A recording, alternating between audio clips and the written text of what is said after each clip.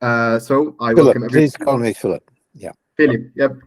I welcome everybody. This is Amir Khan, and I'm here in what I believe will be a great session with Dr. Philip Pettit. We will be discussing political theory. Dr. Philip is one of the greatest living minds in modern political theory, and he is considered he is considered a main figure of a school known as Neo-republicanism. He has many works, one of which is celebrated the most, this book, Republicanism, a theory of freedom and government. I recommend that you get it and read it for those who can. And today's agenda is to discuss the main theses of Dr. Philip and work a bit on relating it to the context of the Middle East. I have been contacting Dr. Philip for a while now, and he honored me with an online meeting. So I want to thank him for his time and the goodwill he showed. This must be one of the rare occasions that Dr. Pettit appears in a Middle Eastern context. So I recognize how important and fruitful this might be for us as an audience, and ideally for Dr. Philip too. I'm not going to steal more time from my guest, and I prefer that we proceed with Dr. Philip introducing himself and his works for us. Just a small note before we begin, I want to thank my good friend. I should give credits to my friend Yasser Al-Zayyat and his colleagues in Al-Jumhuriya.net platform. This is a platform for a network for journalists for allowing such initiatives to be publicized. I really hope for such initiatives to be encouraged and to take the forefront in orienting the public opinion towards important questions. So without further ado, let's start with some introductory and motivating questions with Dr. Philip. So Philip, for someone who doesn't know you or know your writings, how would you introduce yourself? What are the main theses of your work? And while you are at it, you can also greet our audience.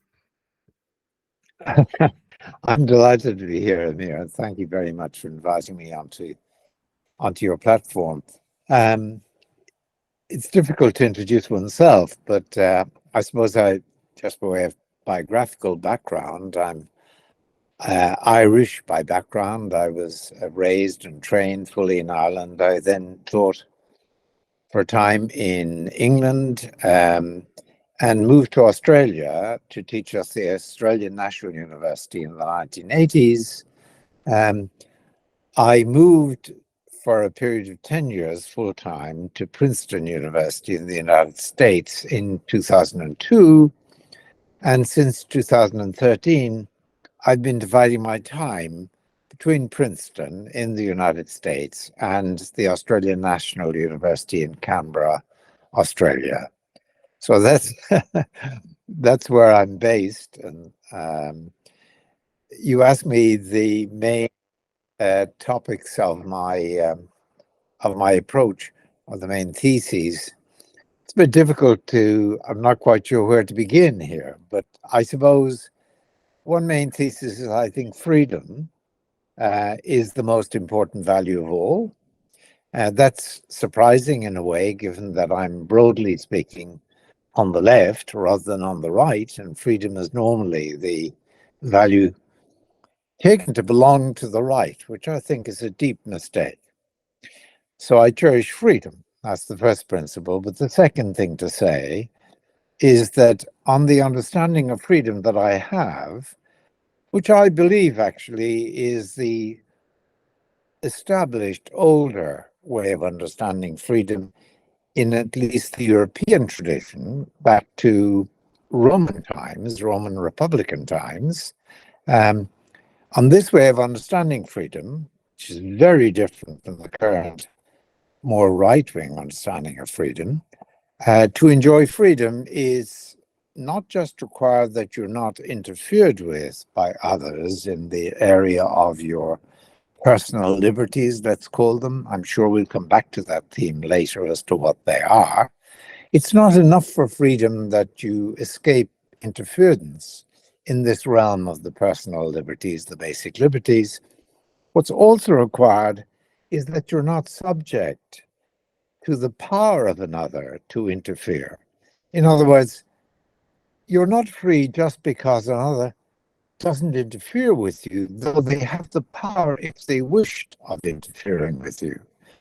You don't become free just because someone powerful who could interfere with you decides not to, likes you, maybe you manage to keep them sweet, by deferring to them, flattering them, and so on. That's not enough for freedom.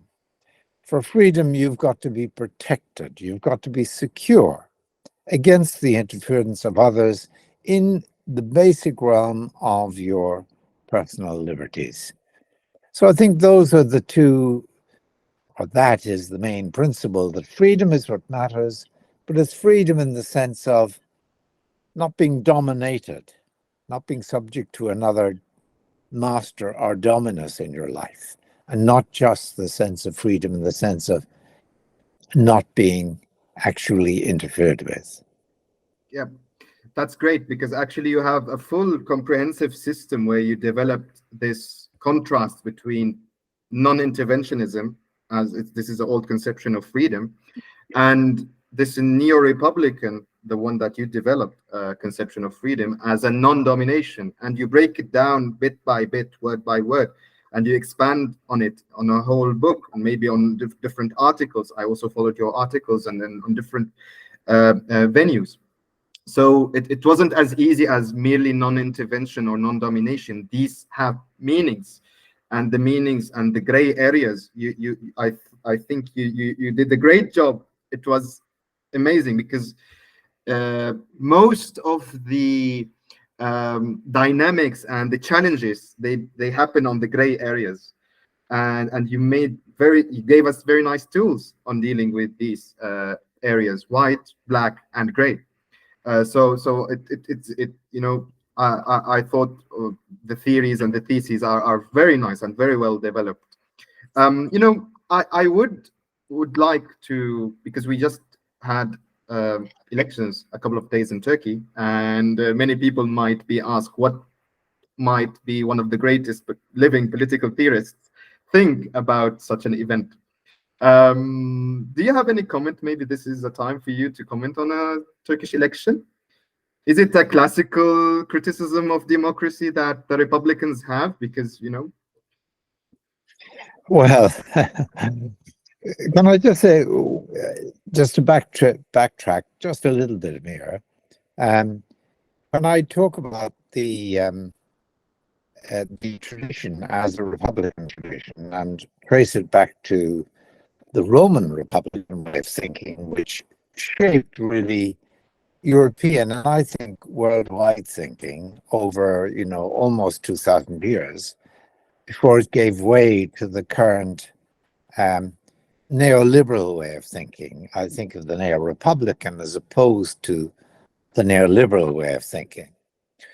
Okay, that's just by way of background, and I should also say that you credit me with a lot, and that's very nice. I'm grateful for your kindness in that respect. But there are many others involved in the neo-republican way of thinking, and one of the major historians, for example, on whose work I certainly depend in great part and have depended my own work, is Quentin Skinner, the English political theorist and political historian of political thought. Yep. And there are many others to mention, but that's by way of background. Now, you asked me to comment on the election in Turkey. Well, it's always a little bit difficult for an outsider to comment on what's happening in a given country, because I am actually deeply democratic in my own way of thinking, and I think neo-republicans generally are deeply democratic, and part of that is you recognize the authority in each country of a people to determine who they're going to be ruled by and how they are actually going to be ruled.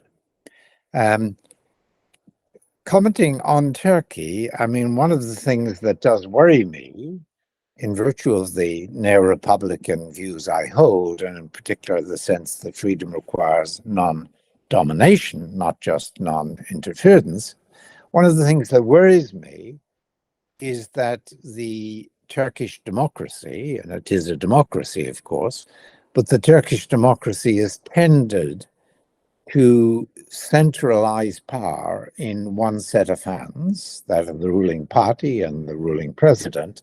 And I think that's always dangerous. One of the oldest warnings in the Republican tradition is that power always corrupts. It's often attributed to a 19th century English thinker, but you'll find that phrase and that thought certainly 2,000 years ago being cited by Republican thinkers in Rome. That was because, that was the reason why in Republican Rome, they never allowed one single figure assume power, let alone one single group. So that, for example, there was a big division between the executive and the legislature, and in fact the Senate and the popular houses, which actually voted on laws and so on, and were inclusive of ordinary citizens. And there was that division of power. It was never one just held in one set of hands. But equally, even among the executive, they changed year by year, and at each level of office, including the top office, which was that of the consuls, of course, there were always two, so that they would check and balance one another. And that's one really strong Republican theme and Neo-Republican theme, which is that power should never be allowed, be centralized in one person or in one group, as it were. There should always be internal checks and balances within that ruling group, as well as having democracy of a kind that gives ordinary people a real say over what happens in government. So that's one thing that has disappointed me over the last 20 years, insofar as I've been an outside observer of Turkey, that there, as in many other countries, like Hungary, for example, like Russia, like India, perhaps, you get this drift towards one person and one group assuming power in their own hands, so that the courts, for example, which are our great check on government, tend to fall in line with the government rather than being a check on government. And so that public interest groups among the citizenry, which play such a vital role in monitoring what's happening in government and in publicizing it and in keeping those in power honest and open to check. In many of these countries too, these public interest groups have tended to be pushed aside and basically criticized as always being foreign agents, not of the people. So, I think it's really important both that the courts are independent and that they check what's happening in government, and that there are public interest groups that thrive and monitor government across the different areas of its performance, from health to social welfare to criminal justice. Public interest groups in all of these areas. I think those two things are very important. I also think that within government, it's important that the executive should be checked by opposition parties within the legislature, and that there should be inspectors general, auditors general, solicitors general, and an independent bureau of statistics and a source of information that will always be there to tell the people what's really happening, rather than allowing those elected to power at the center dictating what people hear and what people know. And that worries me about this drift towards autocracy, meaning the rule of the autos, of a single self or person, away from what is truly what's needed by democracy, which is many centers of power, many channels of influence on those in power. Yep, that was a great way to summarize many points, and you passed by many themes of democracy, this check and balance bit. Some countries have bypassed the parliament entirely and converted to this presidential system, which is, it was an anathema for a republican. The centralization bit, which is also this old phobia of a republican. There are many things. Can I just follow up and respond to your remarks by saying the Republicans traditionally had a name for this system, which has disappeared nowadays, and I think it's a shame. And they called it a mixed constitution, meaning that it was a constitution for how a state was governed, a country was governed, that involved a mixture of different centers of power that had to check and balance one another, and would be enabled to reflect popular opinion and popular views within government, without a single party or person being in power. Now, that mixed constitution, if I just mention this to tie together the two themes we've already covered, one is the notion of freedom as non-domination, and the other this notion of the mixed constitution, they go together. Because, after all, most people are going to be worried about the dominance, the power in their lives that government can represent, especially those who are in a minority within the population, for example, but also those in the majority in particular groups. They're going to be worried about a government being in a position of a dominance in their lives, dominating them. Maybe at the moment being quite nice to them, but having the power to interfere if they wish, and that is to say, dominating them. And so the mixed constitution is precisely designed to protect people against public domination, against the domination of those who determine the laws under which they're going to live and the policies under which they're going to live and the relations between their country and other countries under which they're going to live. The mixed constitution is important because it protects against that discretionary power or arbitrary power, as it used to be called, on the part of those in government. Yep. Maybe, I can follow up with one of the themes of your book. You talk about this populist consent, and you want us to move from this populist conception of a consent into something called contestability, which I will find a very hard time to translate to Arabic because we don't have a word. Yeah, so you talk about this contestability, which is an awesome, it's one of the great innovations, I believe. It was very nice to read about it. You also talk about something very nice, which resonates with a Middle Eastern joke, an Arabic joke. You said that, if it's all about populist consent, then, we are all, in some sense, a minority. We are all a silent minority in some sense of a word. And we have this joke in Arabic. In the Middle East, we are all minorities. There are no majorities. We are all minorities in the Middle East because, we have lots of ethnicities, we have lots of religions, and we all fight each other. And so this, it was directly to a point that I was looking for an answer for, and it really addressed it. We will not have time to discuss the whole theory of republicanism, but I want to, mention these keywords because I want people to get encouraged to read the book, the theory, the theses all together, because they directly address some of the main questions that we are having. Very good. Well,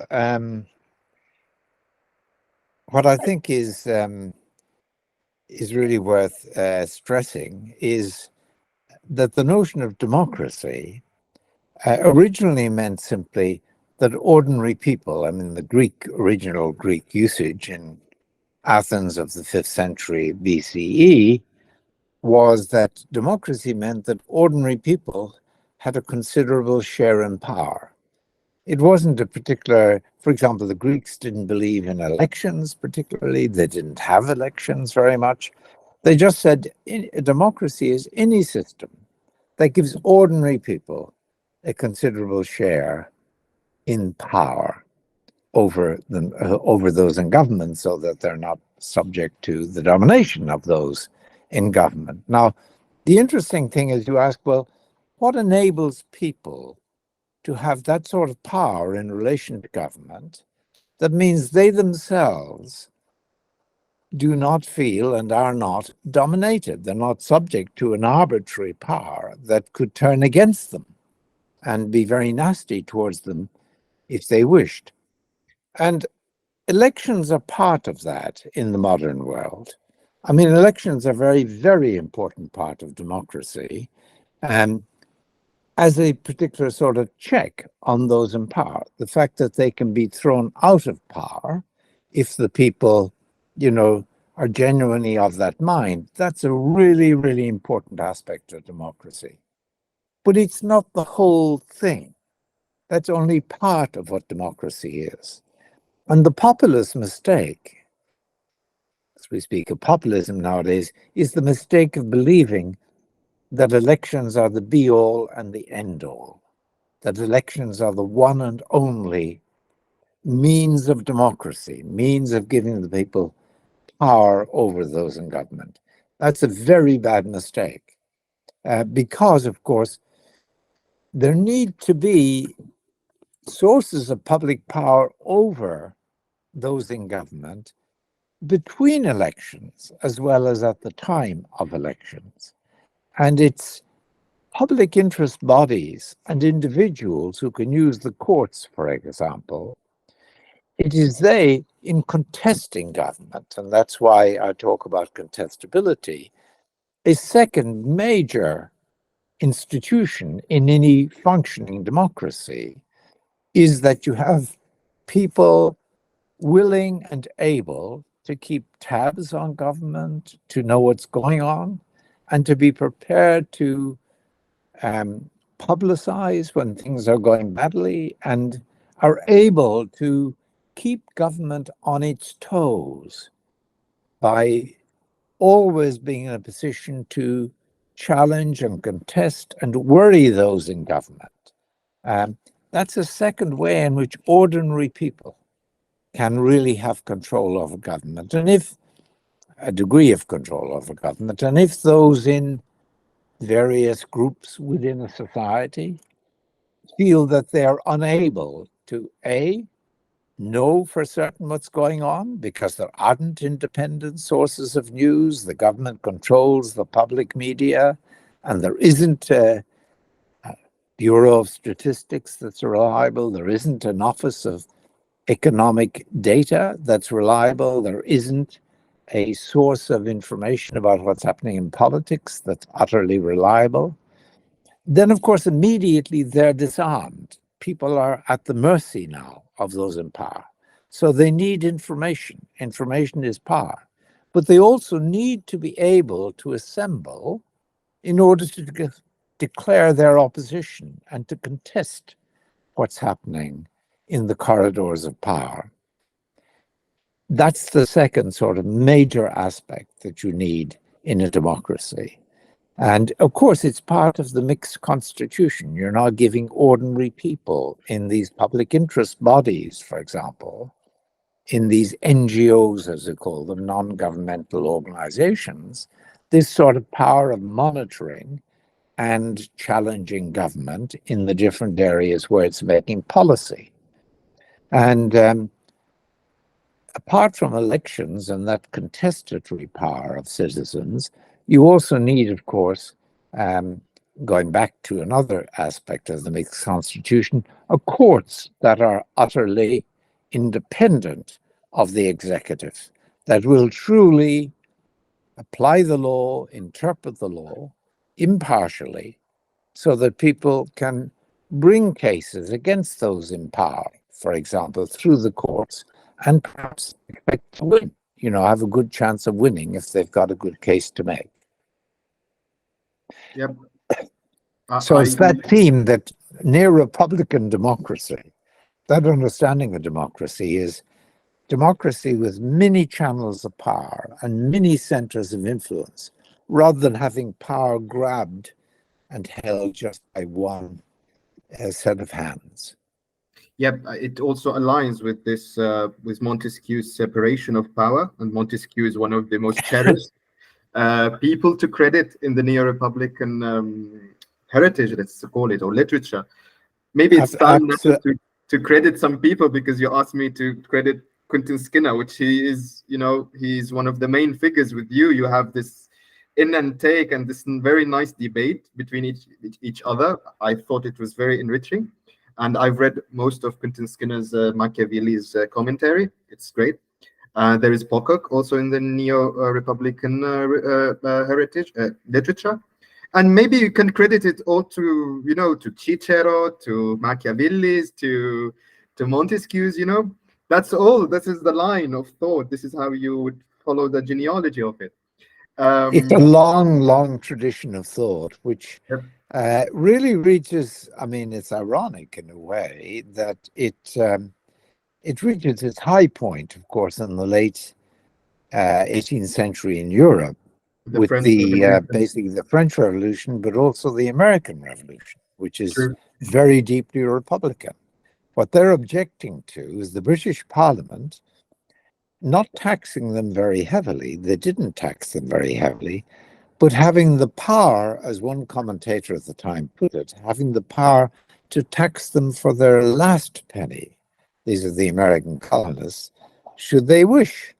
And that, as the American colonists at the time saw it, was to be deprived of their freedom, because the British Parliament was asserting this power, if they wished, of taxing for as much money as they wished to extract from the Americans. That was also Republican.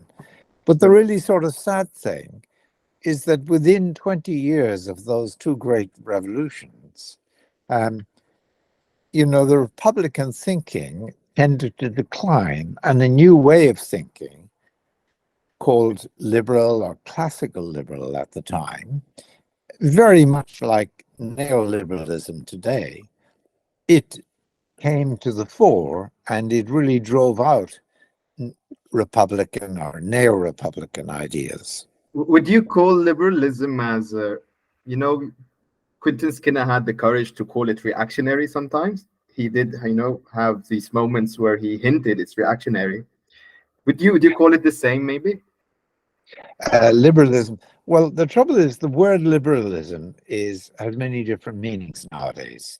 So, for example, in America, liberalism means a view of basically those on the left, and it's opposed to these very right-wing views, which sadly are associated with a party that is the name Republican Party, which is, of course, the most non-Republican party I can think of on earth. I mean, they are really, this Republican Party in America, let me give you one example. Their recent opposition to the government on the issue of debt, the debt ceiling, you may know about that. Their main demand, one of their main demands, was that money that the Biden administration had set aside to help the tax authorities tax the very wealthy and pursue the very wealthy in order to make sure that they pay their full due in taxes. This Republican so-called party, its big beef has been in order to stop the tax authorities getting that power to investigate the very wealthy to ensure they pay their due taxes. I mean, that is so non-Republican. The whole Republican idea is that government should be in the interest of ordinary people. And that certainly means that the elite who are hyper rich, and as we know in America, are extraordinarily rich. I mean, have gone richer and richer and richer over the last 20 years, to the point where, it's almost back to late 19th century levels, the disparity in wealth between the very wealthy and ordinary people. These Republicans are actually helping that elite rather than helping ordinary people. So, whatever word we use, we have to, that's why I call it Neo-republicanism. It's not republicanism in that sense. In fact, those people are, Well, there are mixed things, but they espouse neoliberal theories in economics and very culturally conservative theories otherwise. Yeah.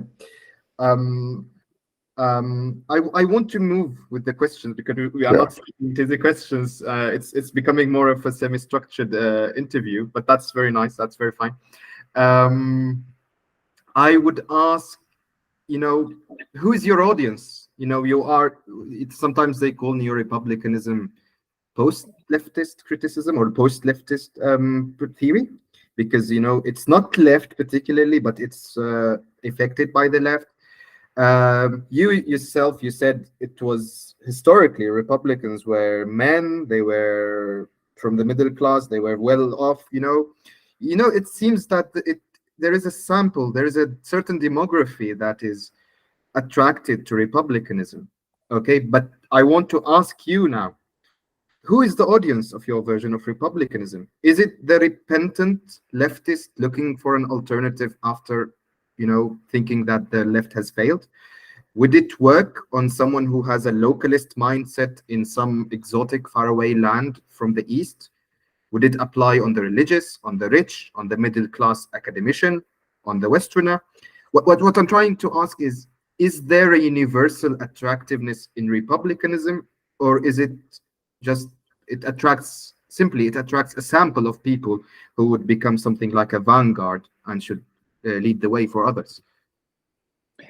That's a very interesting question. I mean, I think you have to go back to basics. And one of the basic facts about our species, human beings, is that we're one of the youngest species on Earth. Homo sapiens sapiens, our kind, have probably been around for not much over 100,000 years. That's a blink of time. And I think there are features of our species that, unsurprisingly, we all have across the very different cultures that we've formed on the surface of the earth. And I think these are common to people in the West, in the East, in the Middle East, and so on, in the South and the North. I think they're absolutely basic human nature. And I begin from one thing that I think is common in all human beings of whatever culture, is that everyone wants to be able, naturally, to make their own choices in a domain of choice such that everyone can enjoy sovereignty in that domain of choice. Everyone can enjoy freedom in that domain of choice. And I just start from that everyone bristles, I think, across cultures at the idea that other people are entitled to say, you can't do that, you must do this, in the area of personal liberties. Now, of course, the area of personal liberties, that differs from culture to culture. So some cultures, for example, believe that, and I myself believe this, that the domain of the basic liberties should include a choice as to what religion you wish to practice. But other cultures deny that. They think the basic liberties do not include a liberty, a freedom of religion, if you wish. And we can come back to that if you want to. But I think regardless of that sort of difference, and they are important differences, all cultures will agree on a certain core of liberties as important for each one of us, such as, for example, being able to form our own opinions in general on matters, and to be able to speak our minds in expressing those opinions to others, provided, of course, that we, in doing so, are not creating disorder, or, are not stimulating actual hatred and strife amongst different groups within the population. So we need in every culture a system of law that makes clear to everyone the domain where they are protected by law against Now, private domination, the domination of other individuals, or the domination of corporations, or the domination indeed of churches in their lives, where each individual knows this is my space. Of course, within that space, they will then invite others to share control over that space. We do that all the time when we form a friendship. And we do it in particular when we form a romantic relationship or when we enter a marriage relationship. We accept that we cede, but we have to do it from a position of strength or power. We each have the freedom not to, if we wish, enter, say, a marital relationship. And when we do so freely. I would say we also should be able to exit such a relationship relatively freely if we're going to avoid domination within the relationship. Within, for example, within a marriage, it's important, I think, from the point of view of each party, that they realize they have to be well behaved towards the other, their partner, or else the partner may leave them because the partner has the right to leave them, the power to leave them. And that's in virtue of their own freedom, their basic liberties. Now, that's just to make a broad statement, but what I find is, I've spoken on these themes in China, in various parts of Northeast Asia, Korea, for example, a number of times. I've spoken on them, of course, in various parts of the West, as you can imagine. I've spoken about them in Turkey, for example, on a number of occasions. And I find that people resonate to the thought that it is important to have your own space, where you are your own man or your own woman, and to know that other private individuals and private groups like corporations, that you've got protection against them under the law and ideally the norms of your society. Yep. And of course, if the law is to protect you, it had better be imposed by a government that operates under a mixed constitution so that it doesn't practice public domination.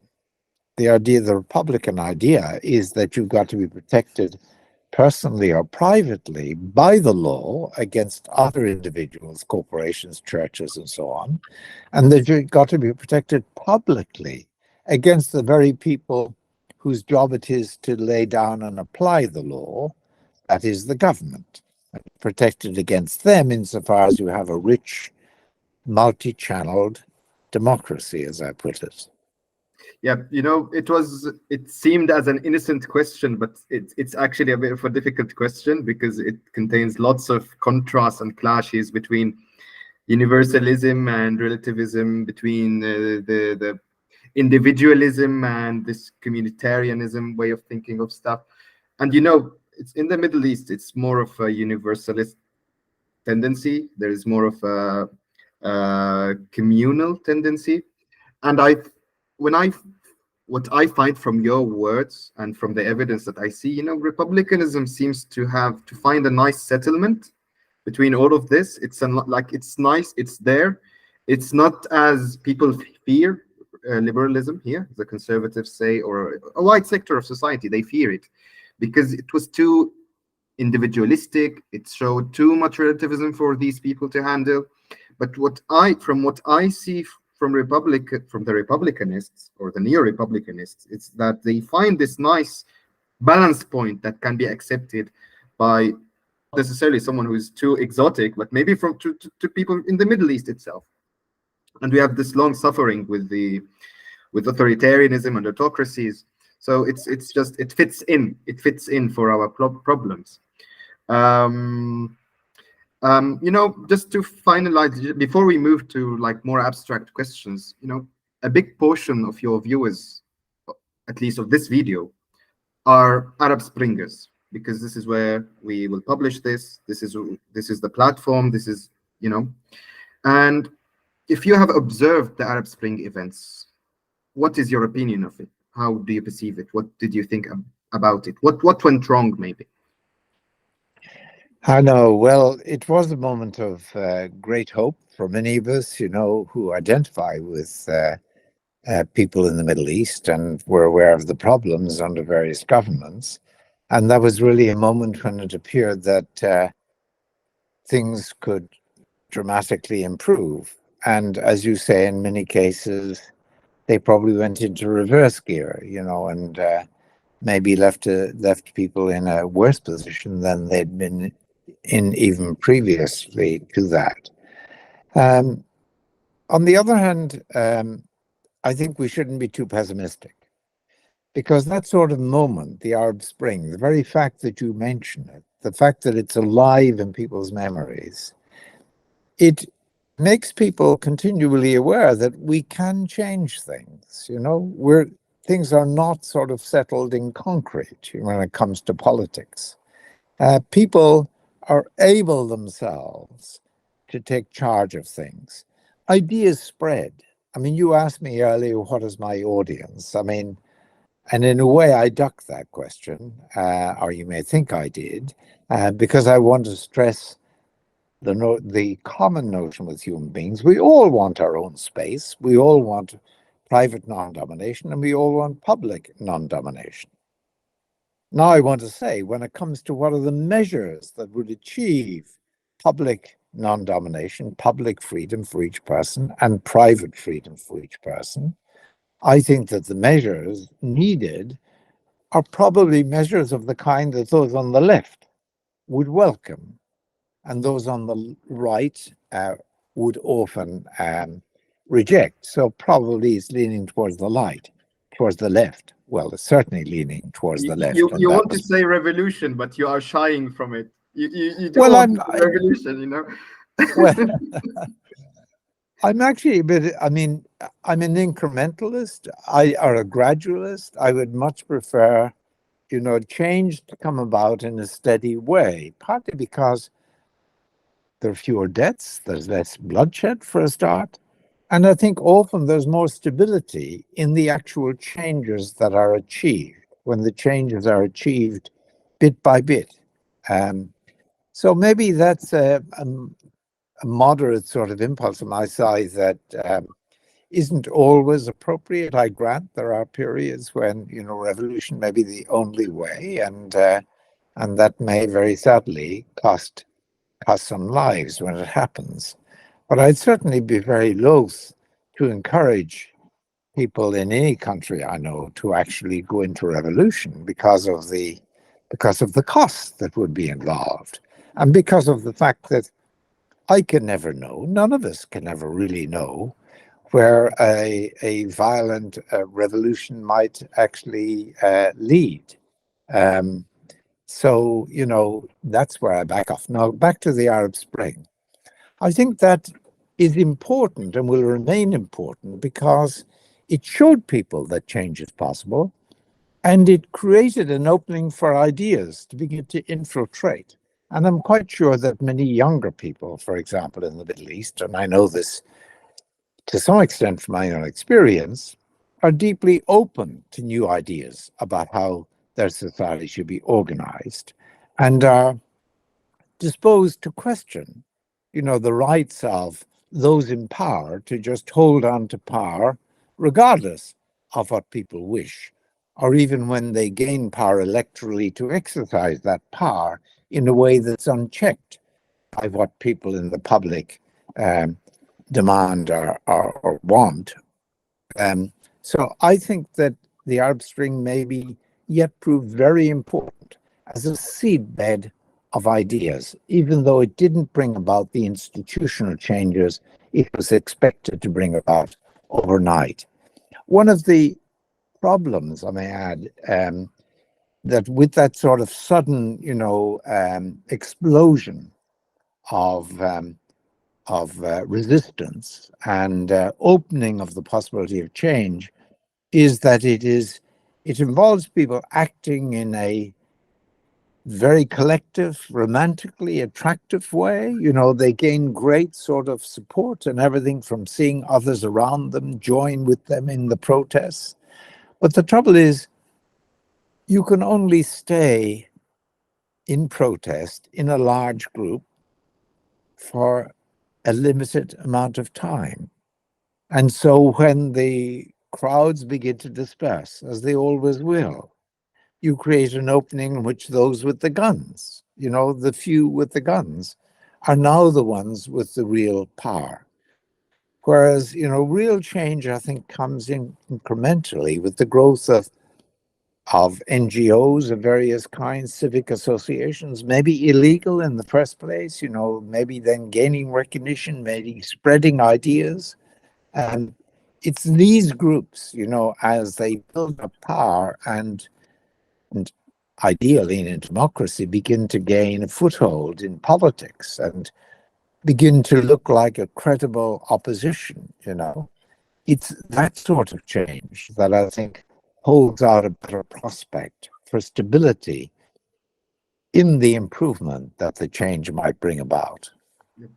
We will get to a tactical question maybe later, and you forgive me if I drink my drink. coffee. Yeah, It's that's fine. early morning as I speak. I'm drinking my Yes, Turkish tea very also. good. Okay. No, coffee is the Turkish drink, after all, that the West. Yep, exactly. Yes.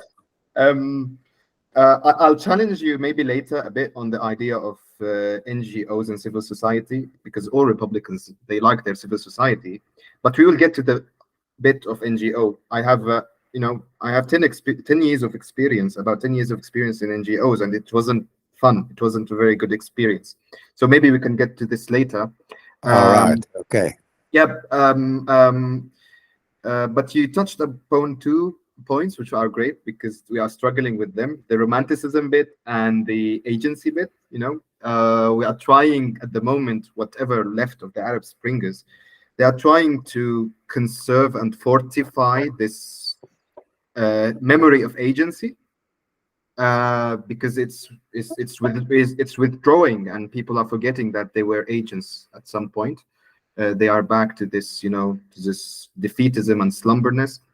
And this romanticism bit, people liked going on the streets and having protests and what so on, and they just forget that you need to think about institutions, you need to think about the next day, you need to think about the alternatives of these questions were not asked. People were just too consumed with the romanticized event that they were having. So that was great. We seem on the same page, we seem on the same wave, at least, obviously, because I'm affected a lot with the Republicanist approach to stuff.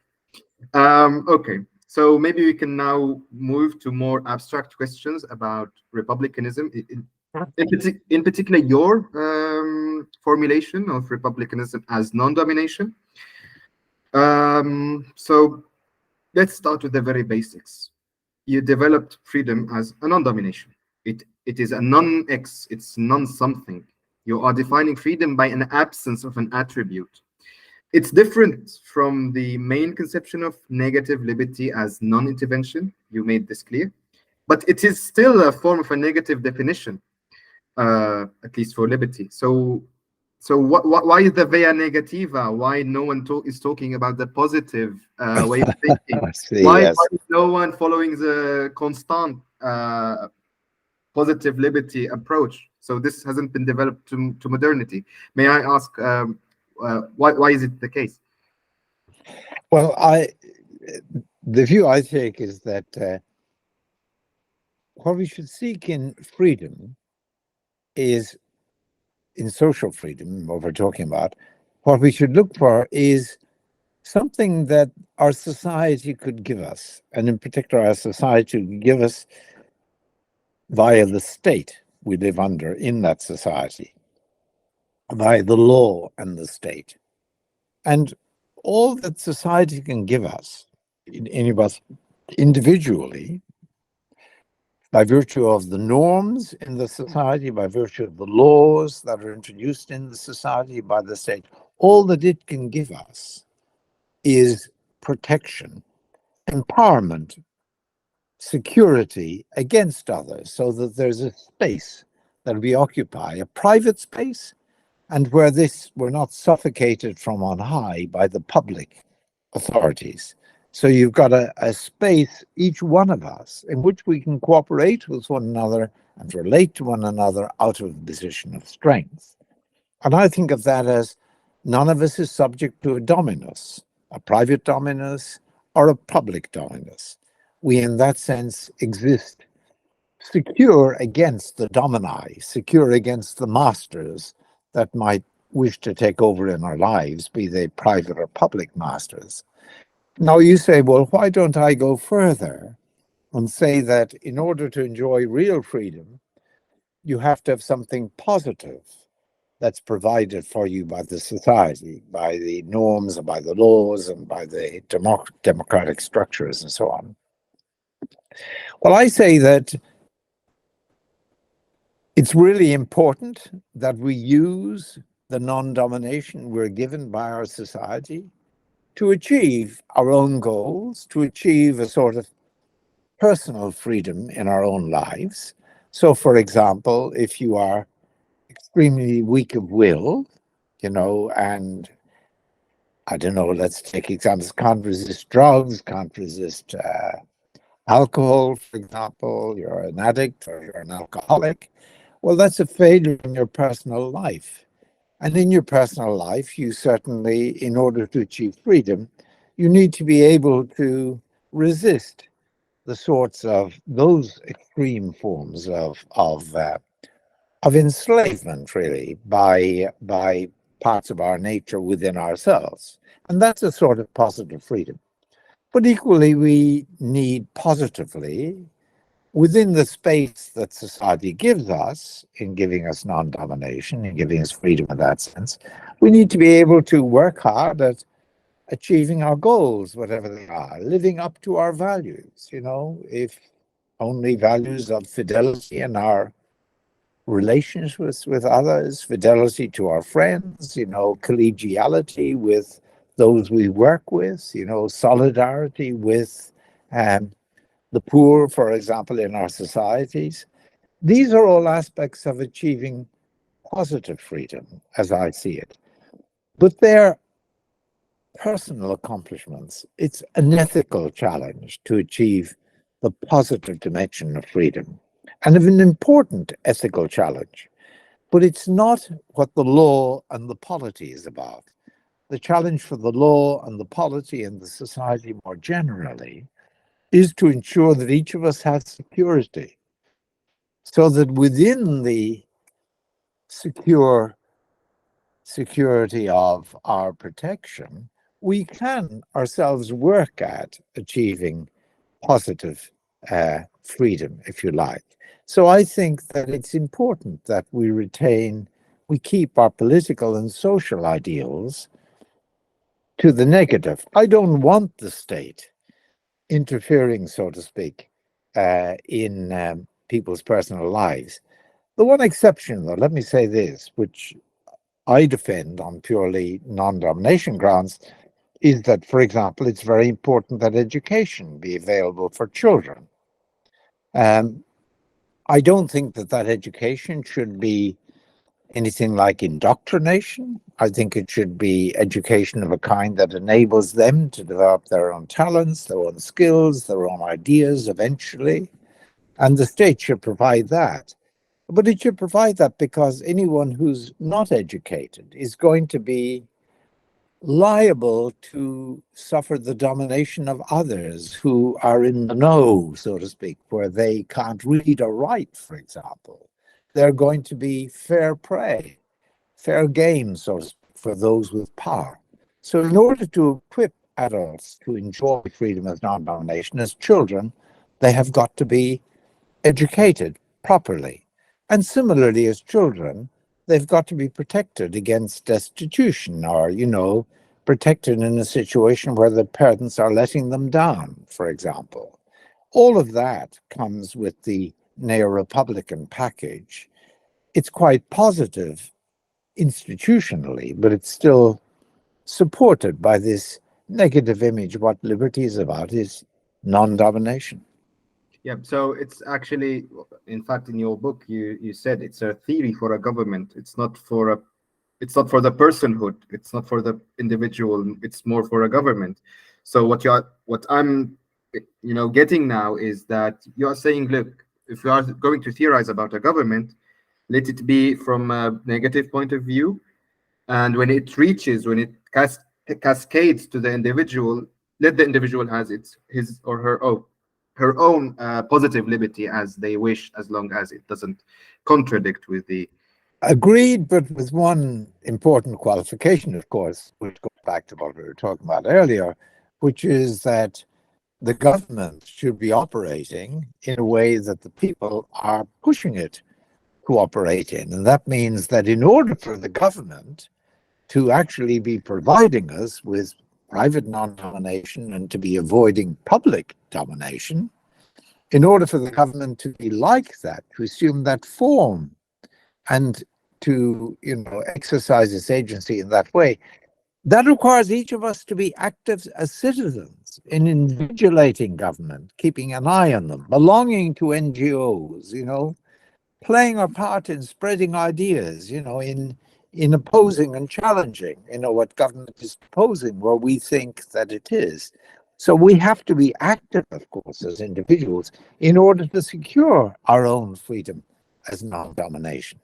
So maybe, perhaps you felt that was the missing aspect, the positive aspect, but of course, that's part of the idea of non-domination, is that people have got to be active in their own protection. And can I just go to one little example of this? Yeah, so, for of course. example, the workplace. In the workplace, I think people suffer, even in many, many countries, even in the most advanced democracies, often suffer a great deal of domination.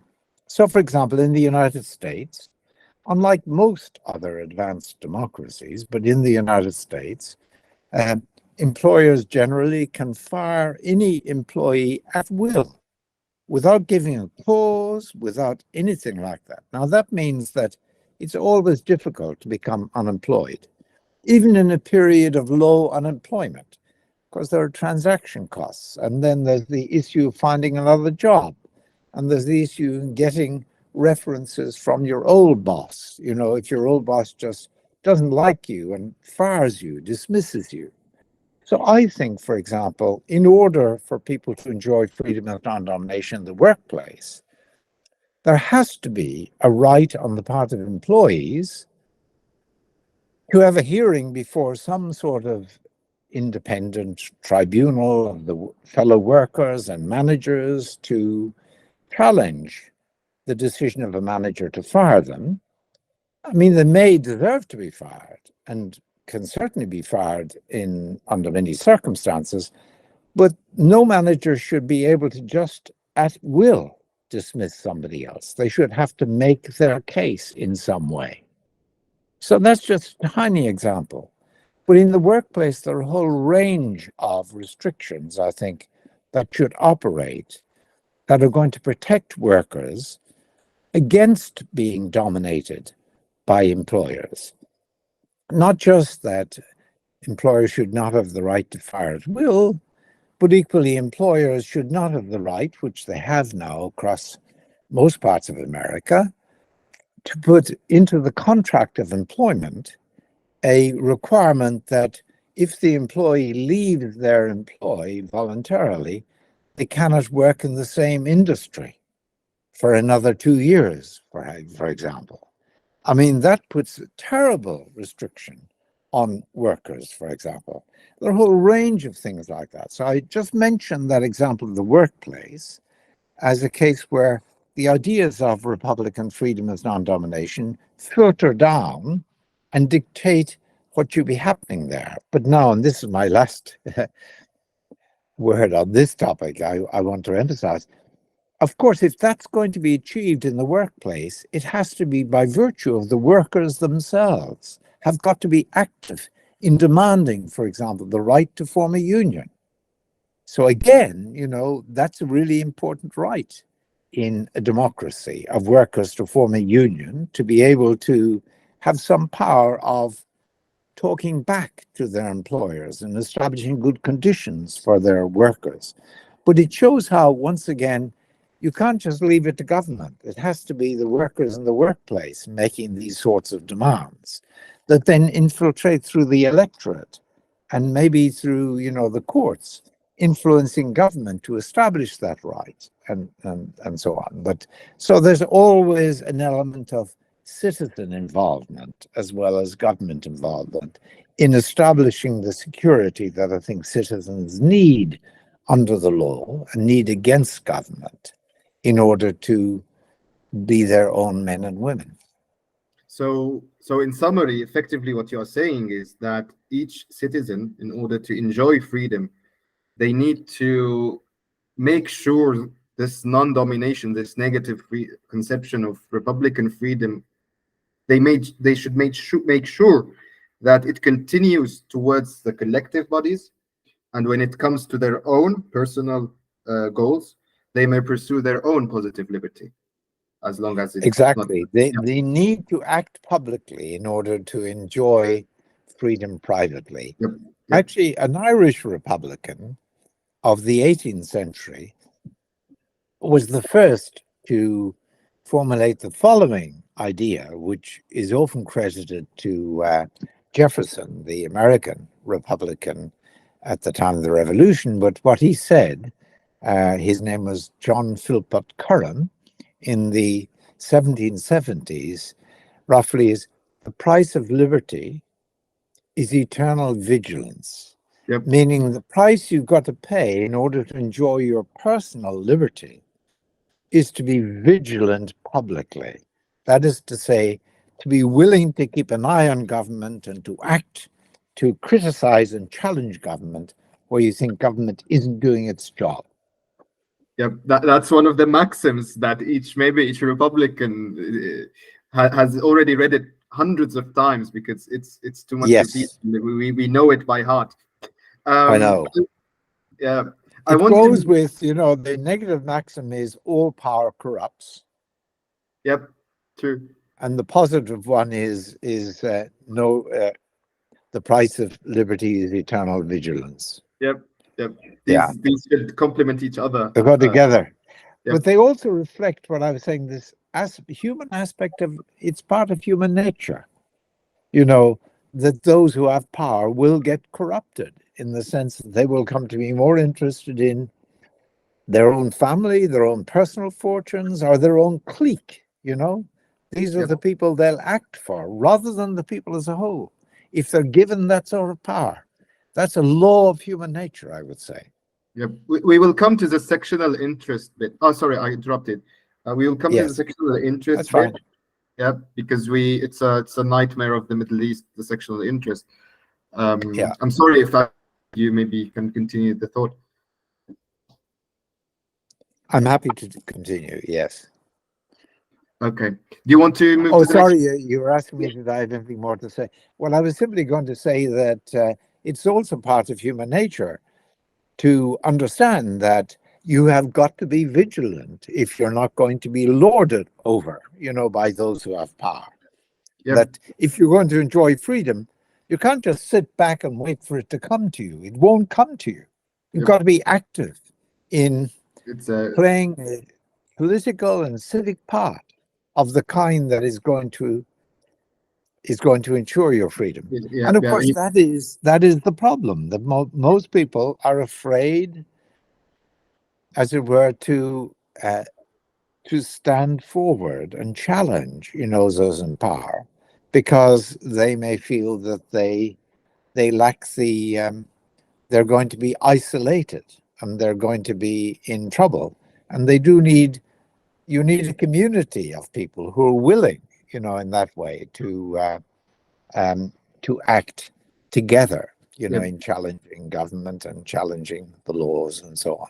Yeah, I'm seeing the echoes of what Pocock said in his book, The Machiavellian Moment. He talks about the via activa, and he contrasts it with the via contemplativa. It's a time. Yes. He's talking about Europe before the Renaissance. It was a time of mysticism, and people, they were couch potatoes. They were just contemplating into existence. They were expecting everything to come either by grace or by the whatever. Yes. And yes. this, and he I'm going to paraphrase it, but he was trying to say is, this innovation of Renaissance, they switched this mode of thought into the via activa. They wanted now to do Yes. stuff. They wanted to do Yes. something, and to come to the foreground and to try to seek liberty, or talk at least about liberty at that moment. Yes. From history.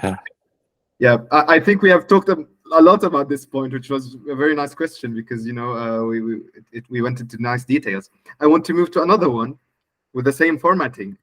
Immanuel Kant, he's the most famous of the ontologists, maybe, and he was a Republican. But you also get Bentham and Mill, who were famous utilitarians, but they were also major liberal theorists. So why did you take the Republic to be utilitarian? You talk about this inevitability of consequentialism. Why wasn't the deontological line of thought fully developed? Why? What is it? What's wrong with thinking of republicanism deontologically, maybe?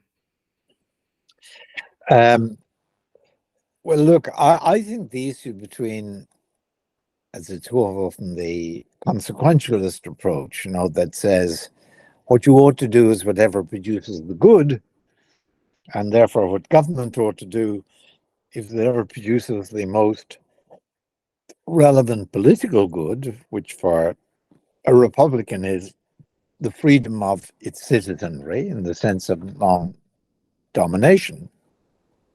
And that's my reading of it. The deontologist says, look, actually, take the things that you think are necessary for government to do. So, for example, I say, it's necessary for government in order to produce the good of non-domination overall. It's necessary for government to introduce a law. It's necessary for government to treat people as equals before the law. It's necessary for government to introduce, as it were, checks on its own power by establishing independent courts, for example, that will hear complaints against it and judge impartially on whether the complaints from citizens are just or not. Okay, that's true. I think that all of those things are things that government ought to do because of the ultimate good of freedom of non-domination. A deontologist who might be a Republican in the sense of agreeing with me about all of those measures might say, look, it is a duty on government to introduce a law. It's a duty on government to treat people as equals before the law. It's a duty on government to establish an independent judiciary. And then say, those are constitutive parts of freedom. And I say they are duties that are there not because of any good they produce in the long run, they're just duties in themselves. And that's a deontological view. Deon, the Greek meaning a duty. And so they don't want to go the further step that I go in saying, well, those things are requirements, all right, but they're requirements because they produce freedom in the long run. They want to say they're requirements, period. And we don't want to debate any further. We want to treat them as fundamental requirements, fundamental duties. Now, the difference between someone in my camp reading republicanism in a consequentialist way with the good of freedom as the ultimate good, and a deontologist of the kind I've characterized who takes the requirements to be fundamental in themselves and not to need justification by reference to an independent good that they actually help to bring about, the differences between us are really not all that important. They're really philosophical differences in ethical theory about how you justify requirements on government or indeed requirements on people, because again, the same sort of divide is going to occur. We'll often agree on the requirements on people, where I will say these are requirements because of the good that is brought about by fulfilling them, maybe the freedom of those persons. The deontologist, my counterpart here, The deontologist is going to say, no, those requirements are binding in themselves. They're not binding because of some good. And the differences between us, I think, are, when it comes to practical matters, they're really not of the greatest importance. They're only important when it comes to discussing very philosophical issues about the ultimate sources of duty, the sources of right and wrong. And while I'm deeply involved in that debate, of course, qua philosopher, I think it's better put aside when it comes to public philosophy, thinking about what now do we require of our governments, what now do we require of our law, what now do we require of our citizens. I think they're better, those differences are better set aside. So I see Kant as being very much on the Republican side, as he himself would have put it. But I have some I have some worries, serious worries about other aspects of Kant's politics. I mean, in particular, the one that he really was against revolution, whereas I'm not going to push revolution, but I think it may, in occasions, be essential, be the only way, so to speak, forward, and I may be prepared in many cases to say that was really a good thing that revolution happened.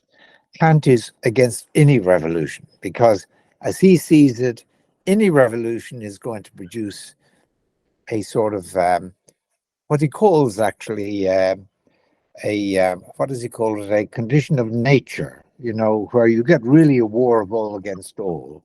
And he thinks that's just too much of a danger.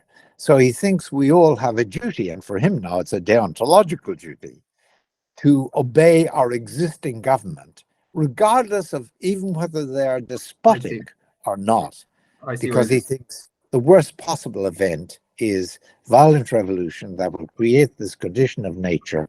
It may turn out to be good in the end, but actually it's just too big a danger to take on board. So he's against any sort of resistance to the status quo.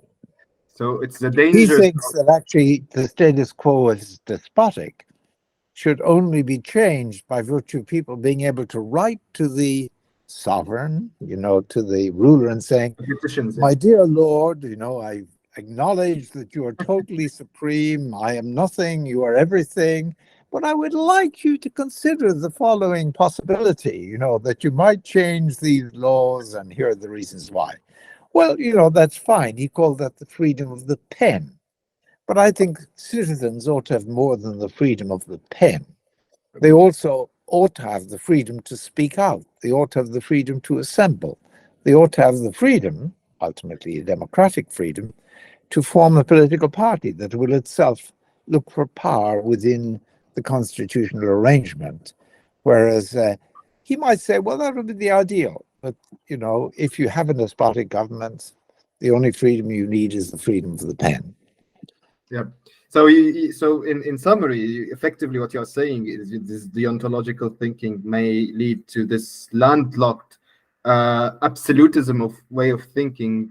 And if you have started wrong, you may be led into accepting despotic governments sometimes. So it doesn't have this versatility that the utilitarian approach offers. Yes, no, that's exactly what I think. Yeah. Just out of complete curiosity, are there any modern deontological Republicans that we know of? Well, it's not an issue that's actively debated amongst those, as it were, who attach themselves to the, as it were, the Republican way of thinking about the role of government in our lives and law in our lives. So there may well be many whom I cherish as allies and friends, so to speak, within the Neo-Republican movement, who might not accept, well, I know there are, who would not accept my more consequentialist way of, or teleological way of thinking. Teleology is really the better word. Deontology says duty, duty, duty. Teleology says duty, yes, but only when the telos, That's to say, the end or the goal or the good ultimately requires it. Now, I'm more on the teleological side, they're on the deontological side, but that's a difference that doesn't really divide us. Yep. Not at least as public philosophers, you might say, as political philosophers, more as philosophers about the ultimate sources Yep. of duty. Yep. I know. I'll move to the next question because we already have not some time. I need to get conscious about the time. I promised to be this from 1 hour to 1 hour and a half, but I seem to be breaking my promise. So apologies. You know, the next question is about intangibles, social capital. It's the Republic. It's one of it's the Republic fosters intangibles. It fosters values of trust. It likes this idea of value of trust. One of the most repeated keywords is virtue, and sometimes it resonates with what we moderners call social capital. You thought, drawing on the Republican heritage, that the Republican laws should come in synergy with the intangible goods, including maybe local norms and customs. They don't need to come hand in hand, but the synergy would be nice. They should promote civility. They should promote this Republican attitude towards life. So I would like to ask, what is the directionality here? Do intangibles come first, and everything that is Republican is contingent on them? Or the Republican law comes first, and this causes the emergence of intangible goods? Or is it maybe a complicated dynamism between the two? So in other words, I'm asking, is civility the result of Republican regime, or does the Republican regime builds itself on an already existing civil infrastructure? So, yep. As you know, but many of your listeners may not know, one of the great Republican theorists was actually Niccolo Machiavelli, even though he's known for this small text he wrote called The Prince. For him, I think that was really an attempt to get a job. That's one reading in any case. And his much more important work, and one that he spent many years over, is his Discourses on Livy, which is Livy being a Roman historian of the Roman Republic, is his statement about the need for a republic and the best form a republic should take.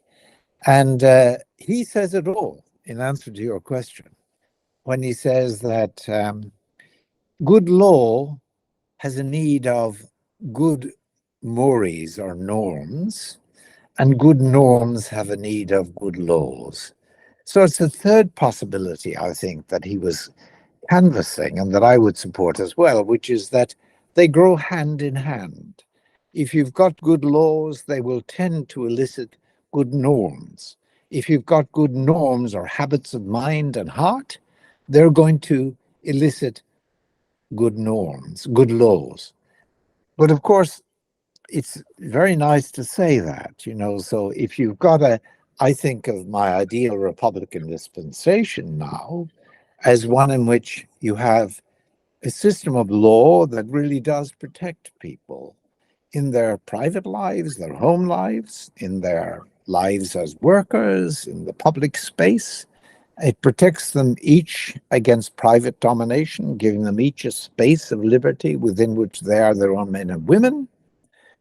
And of course, they each enjoy that space only insofar as others enjoy it, because that comes from their shared law, and they will support this law, each one of them, because it's a precondition of their enjoying their freedom. But again, of course, that law has to be imposed by a government over which they share control. There's a system of control, electoral system of control, contestatory system of control, in which they actually, it controls government and they have an equal share in that system. They can all vote, they can all challenge what's going on, they can take the government to court, they can join public interest movements, and they can ensure that they get solid and good information, for example, on what's happening in the world and in their government. Now, in that space, in that Republican space, and we haven't looked at the international aspect, but let's put that aside for the moment. In that Republican space, you'd expect people to be appreciative of what they enjoy by virtue of the law, and to be, as it were, to see that their fate is tied up with the fate of others, and that if they enjoy it only insofar as others enjoy it. So, for example, their freedom is tied up with the freedom of others. So if they see another being, for example, arbitrarily arrested and imprisoned, they are threatened by the fact of how that other is treated. They, so to speak, can be sure of where they stand only insofar as they can see that others are sure of where they stand against private domination and against public.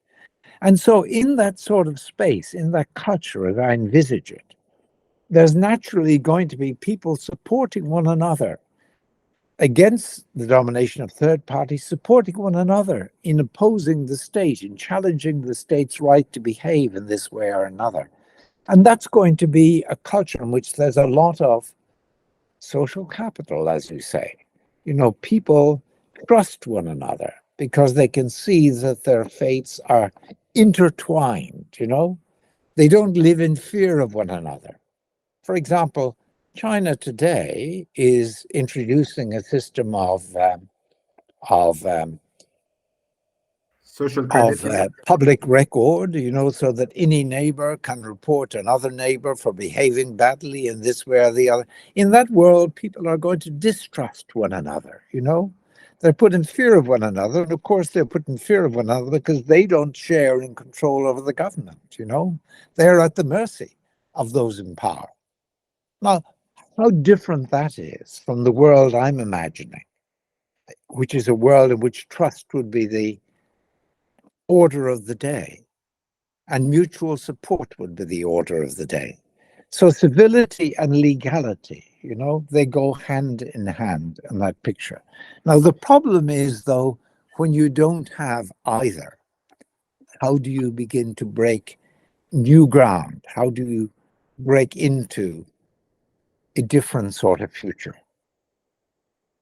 Yeah, maybe a nice quote. It's a bit abstract, but you know, Pocock also mentioned this on his commentary on Machiavelli. He talks about an occasione, this occasional moment when, if you are clever enough, if you know, if someone gets this leadership idea of, okay, this is a great moment, we will not get another moment to move to a better place, to a more civilized place.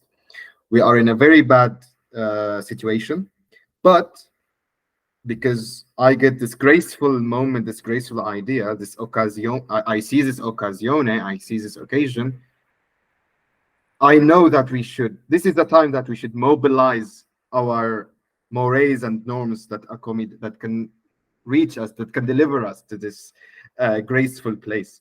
And maybe, you know, he takes lots of pages on talking about occasione and how you can merge it with the via activa in an abstract way to bring you into a renaissance, into a better place. It wasn't at that time called republic, but it was something republican at least. This is what that was. You caught the idea of the question. I wanted to know if there is no trust, if there is lack of trust, there's no social capital, the society is completely destroyed, legality is not there. You know, it's you know, just what we might call barbarians, which was a bad way to call other people, but I would like to call it for militia leaders maybe. You know, these are the ones who rule the day. With such environment, how we would move, and turns out it's a bit complex dynamism between mobilizing good mores and having a good goal and a good moment to achieve it. Let me move to the next question. It's also about intangibles. It's very important to the Middle East. Where do we put religion in this equation? You know, how do we, as Republicans, see religion? Because many would ask this. There is the French Revolution as an example of anti-religion, secularizing republicanism. There is also the Roman Republic, the English Commonwealth, which is not good for to speak of it as an example for an Irishman. But there's also the United States.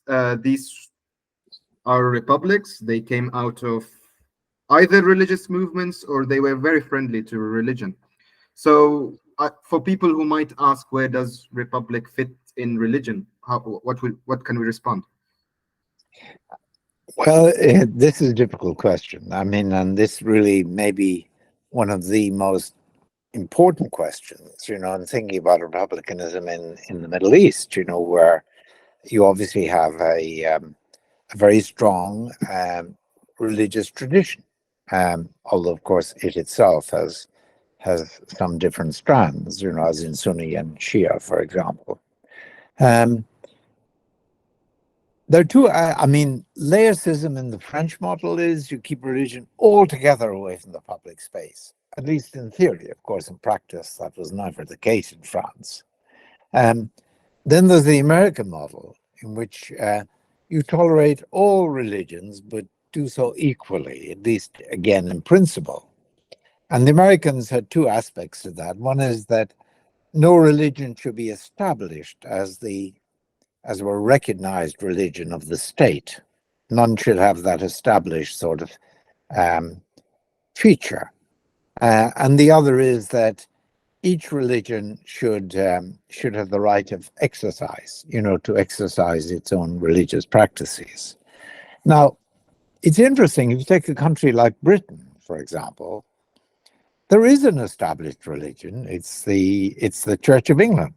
And so, for example, as you no doubt know, the King of England would have to, I think, abdicate if, for example, he converted to Roman Catholicism, that version of Christianity.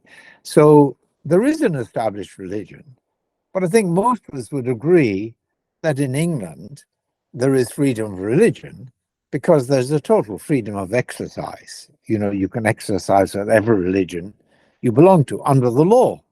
Of course, there may be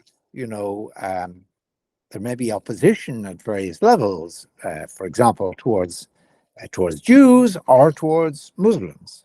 But the law certainly bans that, and if the law is effective, that's not a problem. So there is freedom of religion there. Now, I think that really offers a model, in a way, for many Middle Eastern countries, where most of the governments are going to say, look, we are a Muslim country. They may go Shia or Sunni, that's another question I'm not going to go into, but most governments are going to be in a position of wanting to establish, so to speak, one or another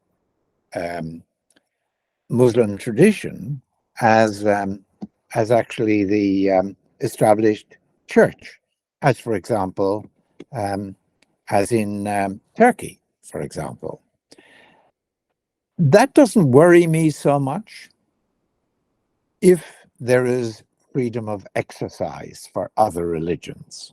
And that means genuinely able to conduct their own services and individuals able to align themselves with other religions and other churches within other religions, and to do so without any extra cost, without suffering by, say, having to pay higher taxes, or without suffering by virtue of losing the vote or anything of that kind.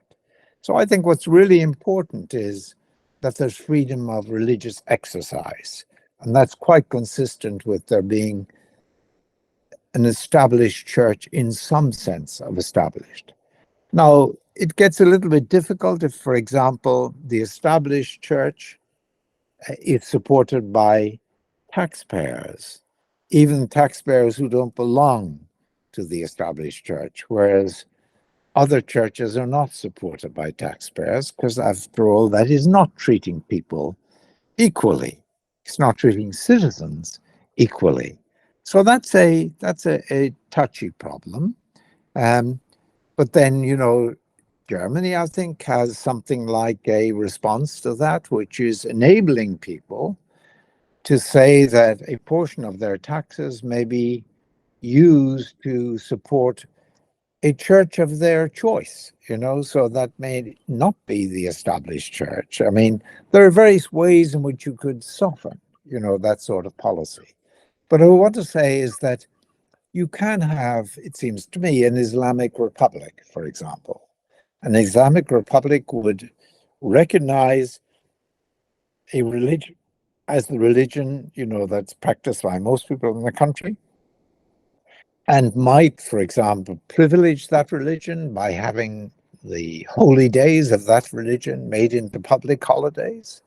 I mean, that, after all, would be a way of favoring those in that religion, but would allow free exercise without extra cost to other religions. That would still seem to me to be an Islamic republic, but it still could be a republic in the sense that all of its citizens would stand equal before the law and would enjoy freedom in the same measure, both against one another on the private front, but equally against those in power on the public front. So you can find a scenario or a model where religion can go hand in hand. Actually, this is what you are preferring, that they can go hand in hand with a republican institution or a republican paradigm in a country.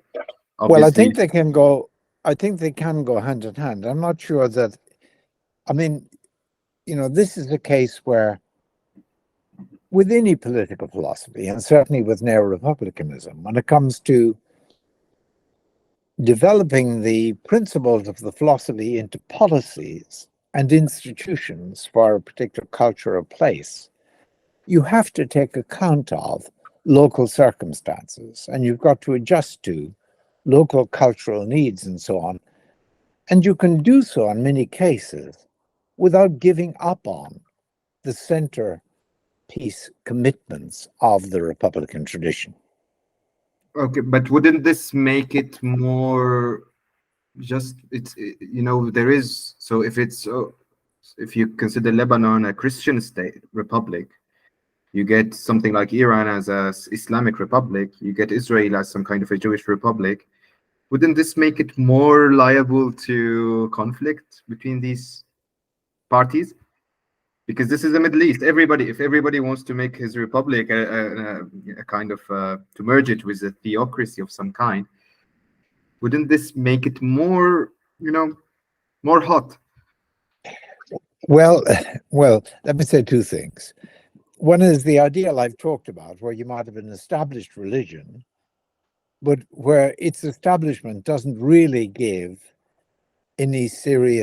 impose serious disadvantages on the members of other religions, right?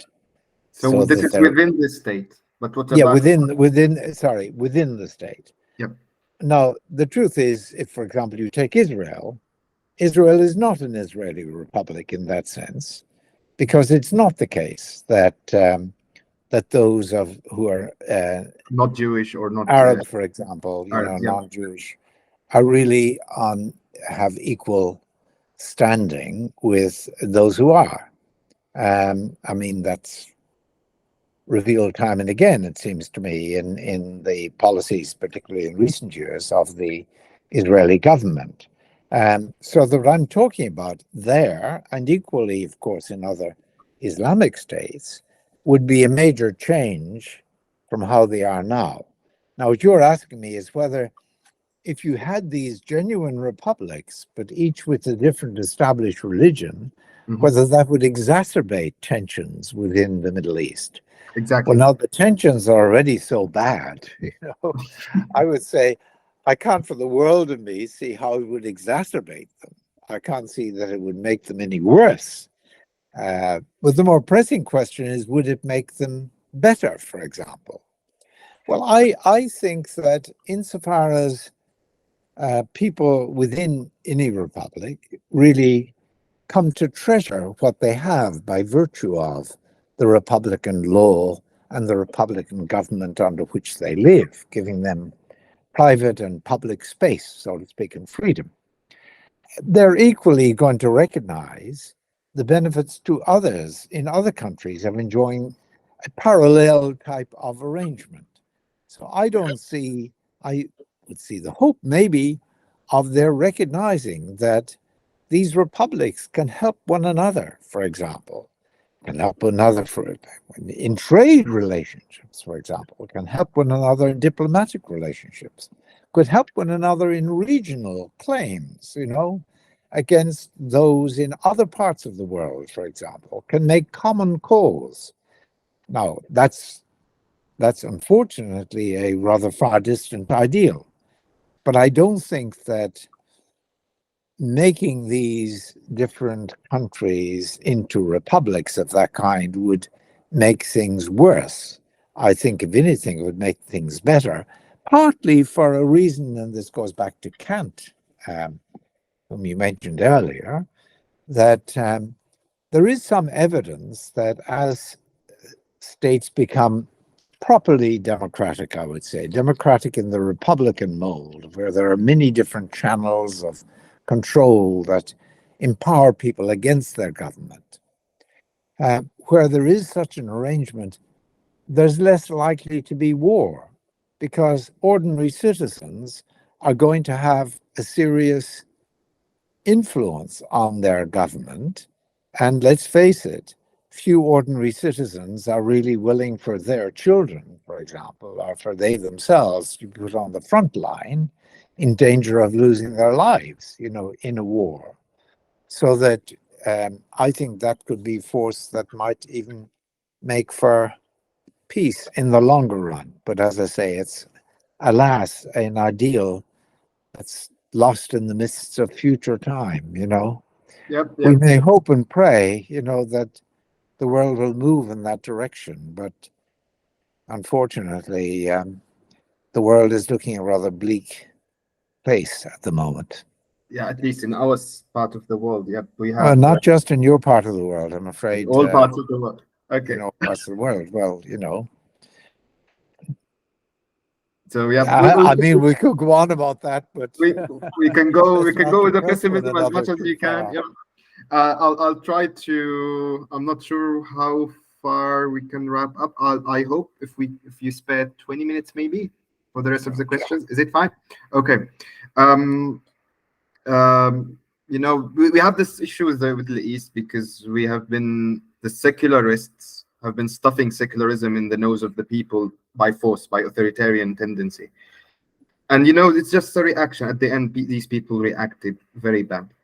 So they regressed towards this sometimes non-national religiosity. And so they would prefer religion. And I think this is one of the problems of the secularists are accounted as lefties in the Middle East.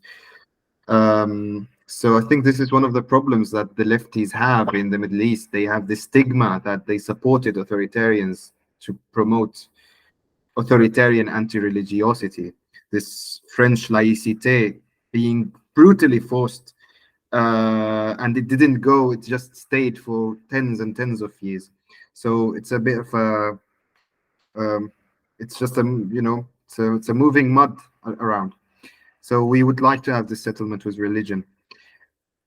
I'm going to move to something that I like a lot. Okay, every Republican likes. It's a civil society. We like our civil society. Civil society. We like it.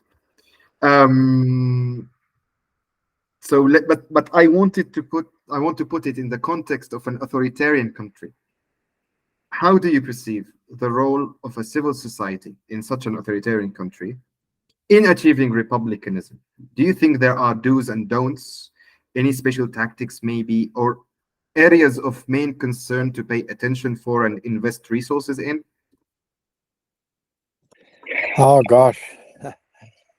I mean, I've just got to remind you that I'm a philosopher and I'm not a guru, and I'm certainly not I don't have any insight into the future or into exactly how best to cope with those difficult circumstances. I mean, the tradition, as you mentioned, that Pocock emphasizes, that Republicans should be ready to seize on the Occasione, the opportunity that may arise from time to time, to change things in such a regime.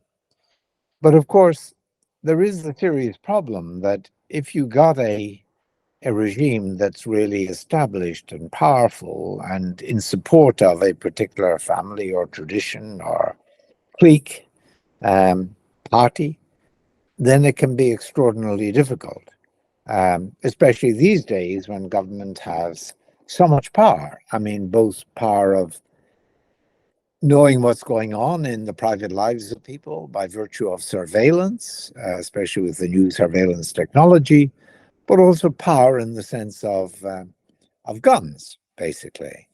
So, in such a world, it can be very static, and it can be very, very difficult to break away from. I mean, there are two extremes, as we often say in politics. One is the extreme of chaos, which is what really Kant was terrified of, where, so to speak, it's everyone for themselves. It's a do or die sort of world, maybe because of destitution, maybe because of the collapse of government completely, and there may be many warring factions, warlords, so to speak. That's the chaotic. And the other is the despotic, where you've got one single sort of power. And both of these are, the trouble with them as social situations is that they're very hard to get out of. It's hard to get out of the chaos, so to speak, because it's hard to find a unifying center, that will lead away from chaos towards some sort of order.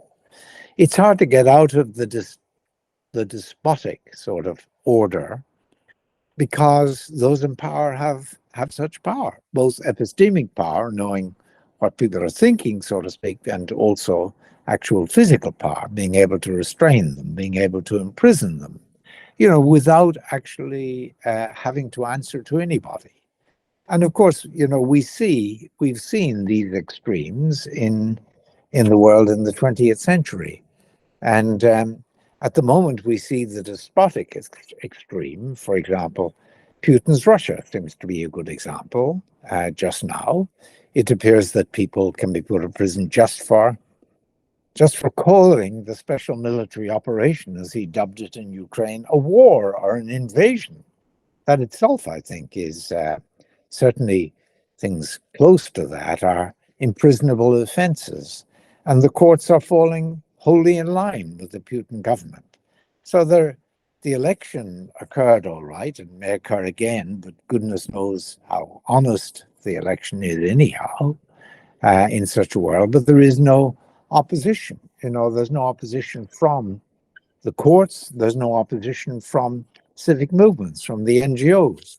And there are no real checks on government from within, that an inspector general or an auditor general or a solicitor general or a surgeon general, or a central bank might impose. They're all under the power, ultimately, of, as far as we can see, of the Kremlin elite, and in particular Putin. Now, how do you move away from that? Gosh, I mean, I wish I knew. I wish I could say, those I do know, and I've been to Russia a number of times and have quite a number of friends there, academic friends mainly, of course, as you'd expect. And they actually have, many of them have great faith that it won't last, because there has been a taste, so to speak, of something else available in the 90s and the early part of the 2000s in Russia, and there are lots of ideas, and there is a lot of communication amongst groups who are opposed to the government. So maybe that, that lower hub of ideas spreading and discontent spreading may eventually lead to a breakthrough in a case like that. But I don't have any formula, I wish I did.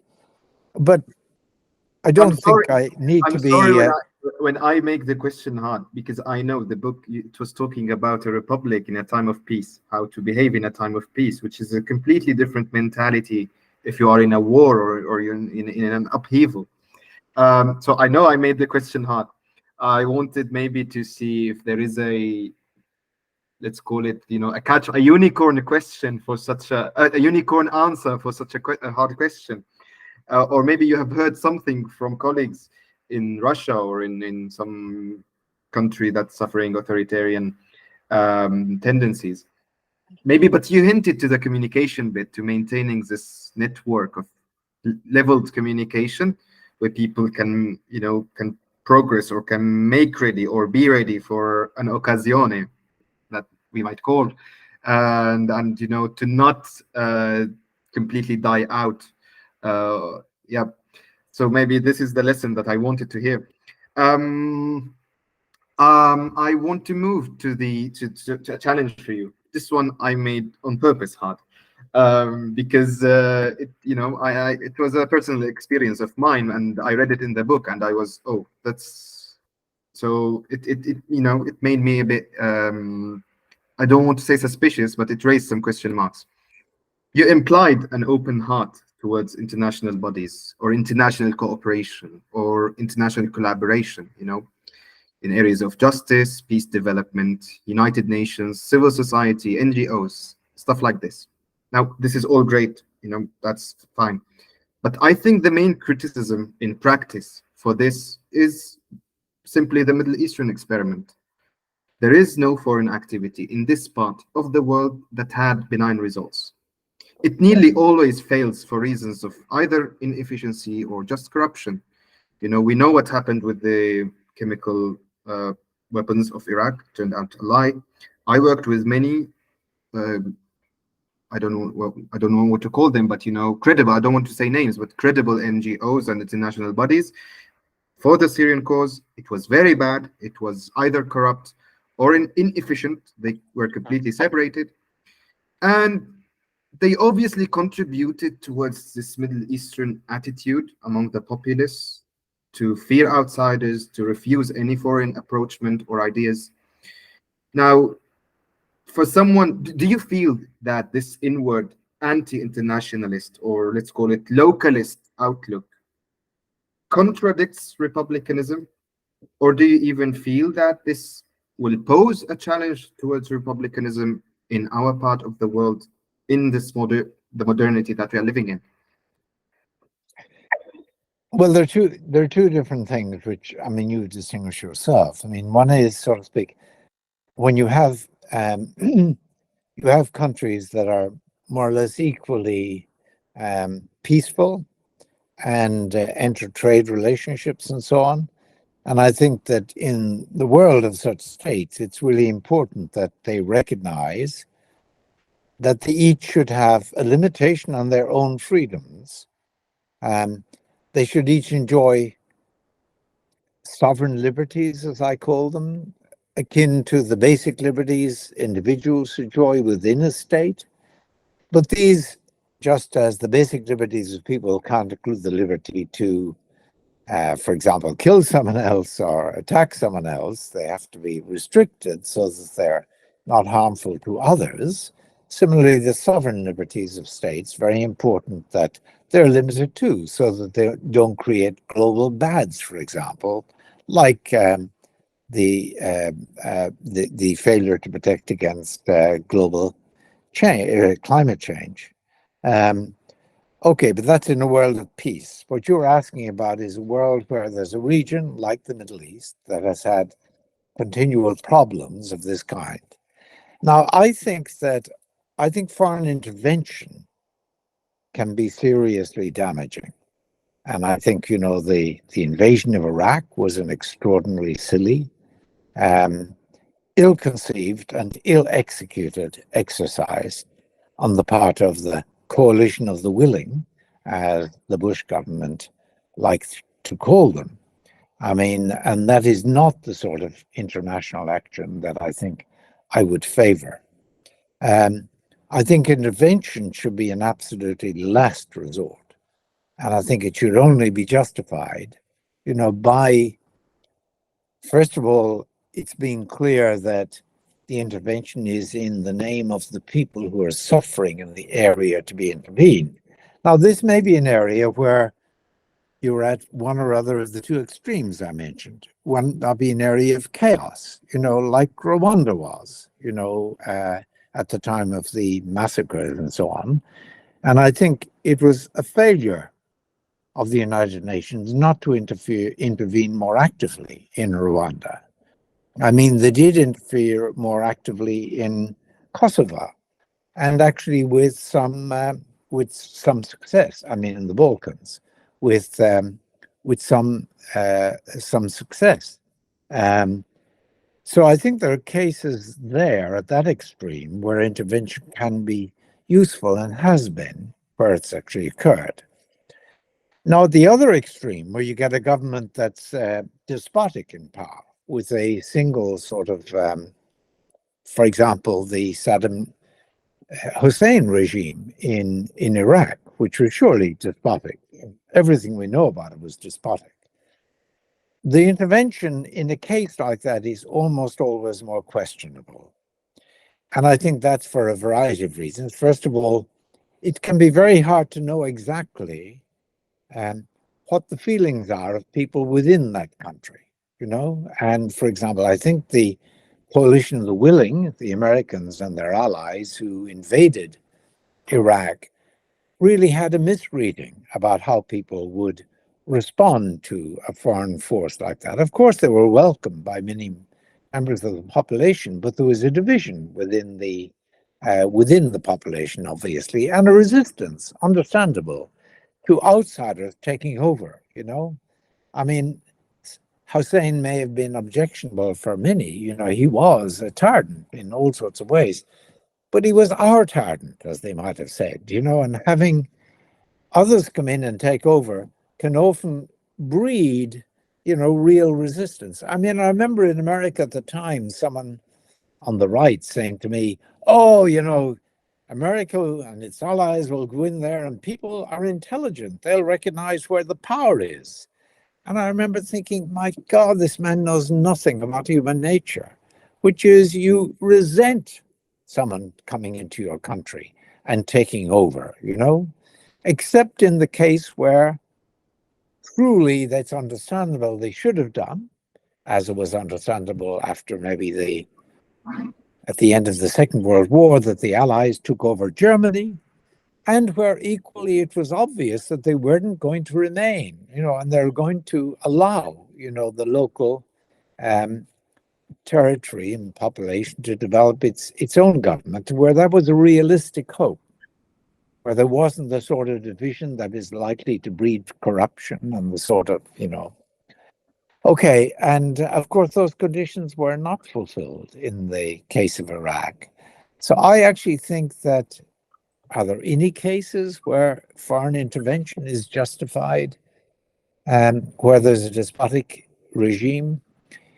There may be, but it's hard to think of real-world examples where the benefit-cost ratio would actually favor intervention. There are always so many costs in a case like that, that really we should, other countries should always be very, very hesitant. Now, there's another sort of intervention, which is what you were talking about, was the INGOs, the international non-governmental organizations. And I mean, there is a different story, I mean, where, well, first of all, they can often be welcomed, but of course, they have to be able to operate in a way that's independent of the local government. So the local government, however despotic, has to accept that, for example, these agencies that come in perhaps with educational aims, perhaps with medical health provision aims, perhaps with, aims at establishing better systems of social welfare, really have to be left at arm's length from the local government, rather than, having to pay off local government and officials and so on. I think that there should only be that sort of peaceful intervention, as you might call it, when really the local government is actually agreeable to accepting restrictions on its own power over how those intervening agencies operate. Now, your experience, of course, is going to be, it means that you are just much better informed than I could ever be about the dangers that arise in that sort of case. And I'd be interested to know exactly what you yourself think. I'll try to summarize, but I'm fearing the time though. But it was to say to summarize it with a feeling. It was disappointing because I'm well read in civil society. I have these ideas that you have goals by building a civil society. You level the communication to different sectors of society, including the vulnerable. You try to empower people, either maybe empowering, not giving money directly. You empower them to take the money themselves. Okay. You try to train them for leadership roles, for political leadership, local leadership, stuff like this. What I faced was completely different. It was just as any profitable sector, there is an employee-employer mentality. No one cares about the noble goals and the ideals. It's very idealistic the way I came. I was very romantic. And it was very mechanical. So no one cares about the result. You have these seas of refugees. No one cares about them. What they care about are the numbers, which are usually rigged to get the sponsorship of the donors. And I don't want to say names, but let's say very important names that have abbreviations in 2 letters. Okay. At the end, it made some stuff worse than before. It made people dependent. It promoted corruption in some ways. At other ways, it was inefficient.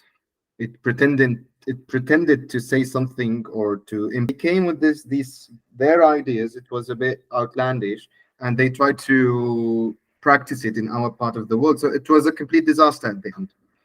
People now fear the word civil society. They think of it as, it activates xenophobia immediately. People just laugh about it and they withdraw. Yeah. So there's nothing political about it. There's nothing about empowering agency and so on. So there are 2 lessons that I draw from what you're saying, and they fit, I think, with what I think independently. I mean, one is that you really do have to have an agreement with the local government that whatever agencies go in operate more or less autonomously and not because operating via local officials immediately leads to the possibility of corruption. And the second one is that there has to be a cultural sensitivity. I mean, the idea of trying to import a San Francisco style culture around sexuality and issues like that into an area where ISIS is in control, I mean, as a hold on the local population, that is so crazy. It's the priorities are so stupid. It's hard to begin to. So those 2 lessons, to guard against corruption and to guard against insensitivity, corruption on the part of the local officials who recruited to the agencies are engaged by the agencies, and insensitivity on the part of the agencies themselves. I mean, those ought to be the most basic of lessons in a case like that. But, and if they're not going to be capable of being learned, then you're better off stay out, better off not have any intervention, even if things are but look, this all sounds very negative, but let me just sound a positive note about, life in a despotic regime. But help me with the time. For example, I have a couple of more questions, so if you help me. Oh, yes, I'm sure you do. I'm sure you do. But I was just going to say very briefly, if you take Ireland in the 18th century, where most of the population really were totally suppressed under British colonial rule. I mean, the so-called era penal laws, they were called, because the Catholic Irish in particular were, and indeed even the dissenting Irish, that's to say the Irish who belonged to Protestant churches other than the Church of England or the Church of Ireland, were seriously disadvantaged in all sorts of ways. But one of the disadvantages was the unavailability of education. So there were private hedge schools, as they were called, that operated in the country, but not all that effectively. So most of the population actually would not have been able to read and write in that period in Ireland. Now, here's a big contrast, and I think that accounts for, that century passed in Ireland was a century of huge oppression, really, colonial oppression by the British, and it only began to change, and partly as a result of the French and the American revolutions at the end of the century, when the Irish had their own revolution, unfortunately a revolution that failed, a Republican revolution that failed in 1798. But that long century was a century of oppression where there was almost no rising up against the oppressors, right? And now, are we facing that in the various despotic regimes in the world today? Well, I think there is hope here that wasn't there in Ireland, which is that in order for any economy to operate effectively nowadays, no matter how despotic the government, there has to be a basic level of education. There has to be a basic capacity to read and to write, and more than that, a capacity to communicate by means now of the ever-advancing sort of technologies of communication. Now, I think that means that there's always going to be room, which there wasn't in Ireland in the 18th century, for a hub of ideas, to keep bubbling along amongst the population, and for networks of communication to arise, which no despotic government, short of going to North Korean extremes, of utterly suppressing its people, can actually eliminate. And that means that there is always going to be a possibility in that hubbub, that murmur of thought in the background, shared thought of these communities, of there being, the moment, the Occasione, the opportunity when actually change can come. And the Arab Spring was a sort of signal of that possibility. Unfortunately, it was all too, as I think it all happened too ephemerally, romantically, this, rather than with the gradualism and the build-up, that was required. Wouldn't we also say the Arab Spring? I'm stealing your time, I know, but wouldn't we also say the Arab Spring was too liberal? Maybe it didn't know there is something called republicanism. It was, for me, it was very affected by liberalism, and it was very ignorant about republicanism. God knows, republicanism is a bit complex, more complex than liberalism. So we don't have Occam razors on our side, and we failed in marketing. But wasn't this the case? Aren't the new revolutions or movements or upheavals just liberal puffs of anger? Well, I'm not sure I would describe them as I mean, I think they're a species of thing unto themselves, I mean, the ideas that the Arab Springers had were probably, there were many, many different ones. There was one general sort of thought, which I would embrace as a republic, and probably you would, which is the desire for greater democracy, that is to say, for greater control over how they're actually governed and what laws are laid upon them. But of course, there wasn't a very specific notion about how you would achieve that sort of degree of control. And there probably was a single idea, which was that all you needed was elections. Now, I don't know that that's liberal. It's certainly not Republican, that all you need is elections. But that basically is the message that populists have taken over, That's all you need, elections, and then we get our government. You need more than that. Although that, of course, is an essential. It's true, it's a necessity. Now, I think that more focus on the other things needed for democracy, like a rule of law, like protections against corruption, like protections against cronyism with, separation of powers or sharing of powers, as we describe it, with a mixed constitution, And, with the free press and an independent sort of source of information, all of these things are needed too.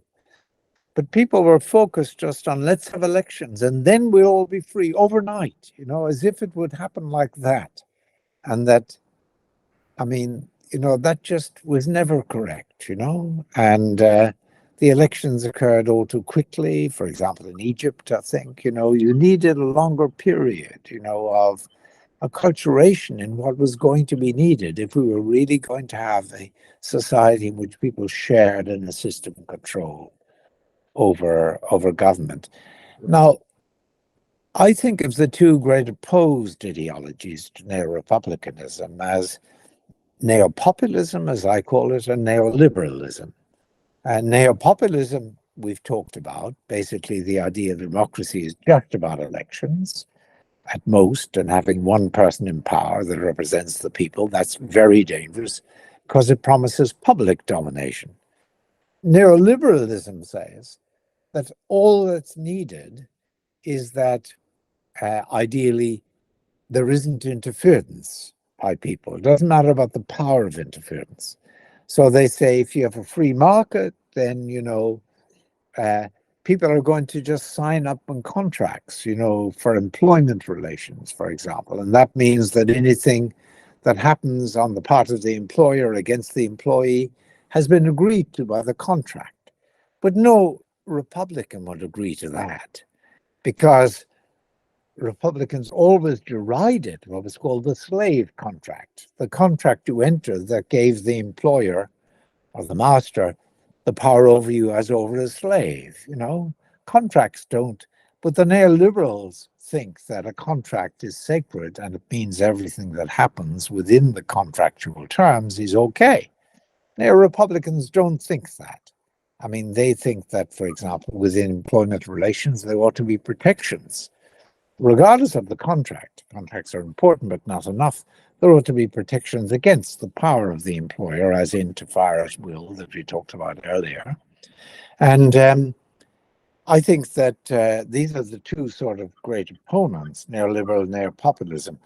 The Arab Spring, if there was a guiding idea, it was elections, that's all we need. I think that plays into the neopopulist hands. And of course, it ultimately, since that often doesn't work, you'd throw out the elections as well, and you just get despotism, Absolutely. That's a very good way to summarize. That answered also, it was a continuation of the answer when I questioned you about the Arab Spring. So it's great complementary continuation. I have one question before we conclude, and it's a very important one. It's about the sectional interests, because it's Middle East is all about sectional interests. There is no public space, and we like our public space. The Republicans, they just like it. It's their, it's their children that they need to cherish. And particularism seems to come. It sounds for me, it comes against. It's a bad or an evil force. It didn't seem so in your book. You tried to find a settlement. You tried to find something well. So I want to use an example from the feminist cause, but it can generalize to any other sectional interest. Because when you published your magnus opus, it was 1997, the version I have, Republicanism, a Theory of Freedom Government, it was the height of the third feminist wave. And there you conceded that Republicans have been failing to attract women's rights activism to their side. Indeed, I believe since day one of the modern Republican rebirth, if you might call it, in the 19th century, that's the French Revolution. We get proto-feminist Olympe de Gouges. She splits from the Republicans and she clashes with them, and she ended up in a very bad situation. And so the split seems a bit early with something like feminism, although, and it also seems that the women's rights movement was entirely devoured by the liberal or the neoliberal camp, as we may call it, maybe. This sounds very strange because the Republican ideal is perfectly positioned to accommodate women's rights issues. It must be very unfortunate. it's very unfortunate coincidence in the human politics. So what went wrong? How did we lose such a sectional interest? Who is to blame? Not that we care about labeling blames, but we want to know who should approach the other. Someone like the feminist, or we should be the ones who open our heart and make initiatives.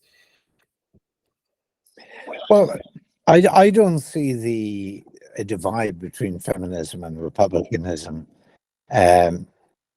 I don't think of it as a wide divide that's opened up or anything. I mean, I've always seen, as you say in that book in '97, I've always seen a convergence between Republican ideas and feminist ideas. After all, think of the great sort of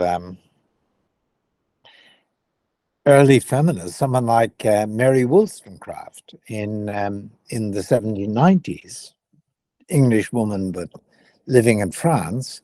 I mean, her work, which has now been really reprinted and studied more and more and so on, she is using essentially Republican ideas of the time in support of women and in support of women's rights. And the idea being that, women, like men, should not be expected to live under the arbitrary will of another, like their husband, their father, or whatever, that women should be treated equals as citizens in the public world.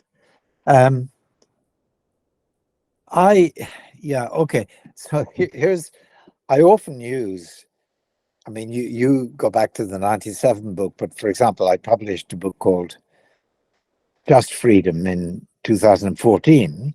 And in that I used as a paradigm, so to speak, of to explore the difference between Neo-republicanism and Neoliberalism, the position of the couple in Henrik Ibsen's famous play A Doll's House, which was written in the 1860s, 1870s. In The Doll's House, the husband is Torvald, a young banker in Norway, and his wife is Nora. And in A Doll's House, in that play, they're represented as, of course, Torvald has all the power in law. He can dictate what his wife wears. He can dictate whether she should go to the theater or not. He can dictate who she should meet or not. He can dictate even what church she should go to. She is really his slave under existing law. But Torvald himself is deeply in love with Nora, and while he dominates her in the sense of having that power over her, he does not exercise that power. In fact, he probably wishes that he didn't have that power. And, he gives Nora carte blanche, as we say in French. He gives Nora the freedom, the latitude to choose as she wishes about how she dresses, about who she sees, about whether she goes to the theater or not, and so on. So Nora is totally not interfered with. But of course, she is dominated.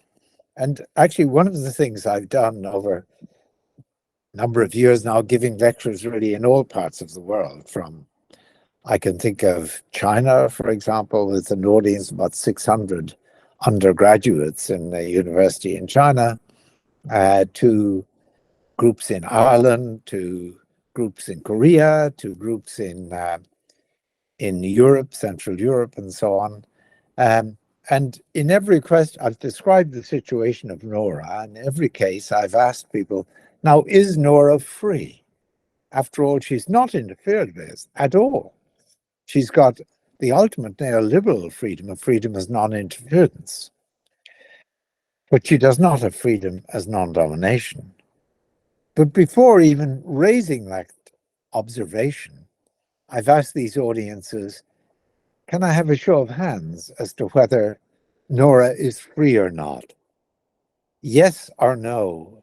And I remember in particular the response of this very large audience in China, which was no, from 600 sort of younger people saying she was not free.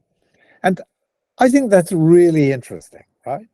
And it just shows you the convergence between feminism and republicanism. The Republican idea that freedom means non-domination, that is really central as a way of formulating, the major feminist complaint. Now, of course, there are various issues within feminism, arising nowadays to do, for example, with the attitude towards trans individuals, who were men and now identify as women, for example. These are debates in which I have not been involved, and I prefer really not address them, to be honest, because in a way it's up to women in those movements to address them themselves, and I don't want to intrude as a male from outside in a way. I look forward to seeing how the debate goes, and I think I know where Republican ideas would move, but those, I don't say minor issues, but those sort of second issues aside, I think there's a massive convergence between the two approaches. So we know that by using maybe, so as you said, the English lady in France, I forgot the name. She Mary Wollstonecraft. Mrs. Mary, when she can defend feminism, which we know you can do it in the Republic from the Republican perspective easily. She used a different language. She defended the woman as a citizen. She's a citizen. She has rights and responsibilities. She can be active. That's not the same language as we might see today, maybe. And sometimes it may be the fear comes from the name. Maybe the fourth wave of feminism is called the intersectional feminist approach, which is fearing for someone who fears sectionality. There's always this warning from doing too much of it. So is it so we know that the Republican paradigm can accommodate sectional interests, but it's not doing it on practice. They are going to other camps. Is it just a failure of marketing? Are we ready as a toolbox, but it's just they are not coming to us, they are coming to the next store? Well, where do you think they're going? I mean, they're hardly going to the neoliberal camp. They are not coming for us. I don't know the name where it's coming from. Well, I see. I mean, there are particular movements like feminism that I think have been incredibly important. And after all, feminists have achieved more in the 20th century than almost any comparable political movement or school of thought. I don't see it, so to speak, as I don't want to own feminism. I'm quite happy to see feminists, achieve the goals that I approve of as a Republican. I'm quite happy for them to be, as you might call them, anonymous Republicans. It's more important for me that they achieve Republican aims than that they claim to be Republicans, I would like to have them recognize that the causes that they serve and have so effectively promoted are parallel to the causes, for example, to go back to the worker case, of those in employment nowadays, in relation to their employers, particularly as employers become fewer and fewer with the multinational corporations having more and more power, particularly as the laws governing employment change, with many anti-union laws, or laws that make it difficult to unionize, with laws that allow freedom to dismiss at will, with laws that introduce sort of the restrictions on how far you can leave the workplace and work in the same industry elsewhere within 2 years, and with laws that basically effectively makes it impossible for workers to bring a class action, for example, against employers. All of these laws have now come into existence recently. I'd just like feminists to recognize that those issues that all workers, men and women, of course, face as workers, under which they are, it seems to me, dominated, and under which they are therefore motivated to be differential. taking keeping the boss sweet, and so on. All of those complaints are exactly parallel to the complaints that women have maybe justifiably made. I maybe just I'll, like to see anonymous republicanism. I'm totally happy with. I'm yeah, not exactly. interested in people saying waving the flag as such, Yeah, exactly. provided they're So pursuing the right ends. it's about the identity politics, because I don't want to get stuck with the feminism. Yes, It's an example. It's just a placeholder. I see what you mean. No, I agree. We have Now there Kurds in is, Turkey, and we just want to recognize how to approach identity politics. It's too sectional, and we like them, but we want to know how to communicate. That's it. well, I think now you touch on, and you did mentioning public opinion, the public space earlier, you touch on a really deep and difficult issue, and maybe the issue that will prove the most challenging over the next 50 years for those of your mentality or those of my mentality. And that's the following, that with the rise of social media, we now have a proliferation of, so to speak, anonymous speech. So, speech becomes cheap because no one knows who's speaking. Speech becomes irresponsible because you don't have to bear responsibility for the effects of your speech if no one knows who's speaking. And speech becomes so voluminous, the volume of speech is so large that people on social media don't know where to go, so to speak. They can't assess all opinions, and so tend to retreat to the voices that are closer to their hearts straight away.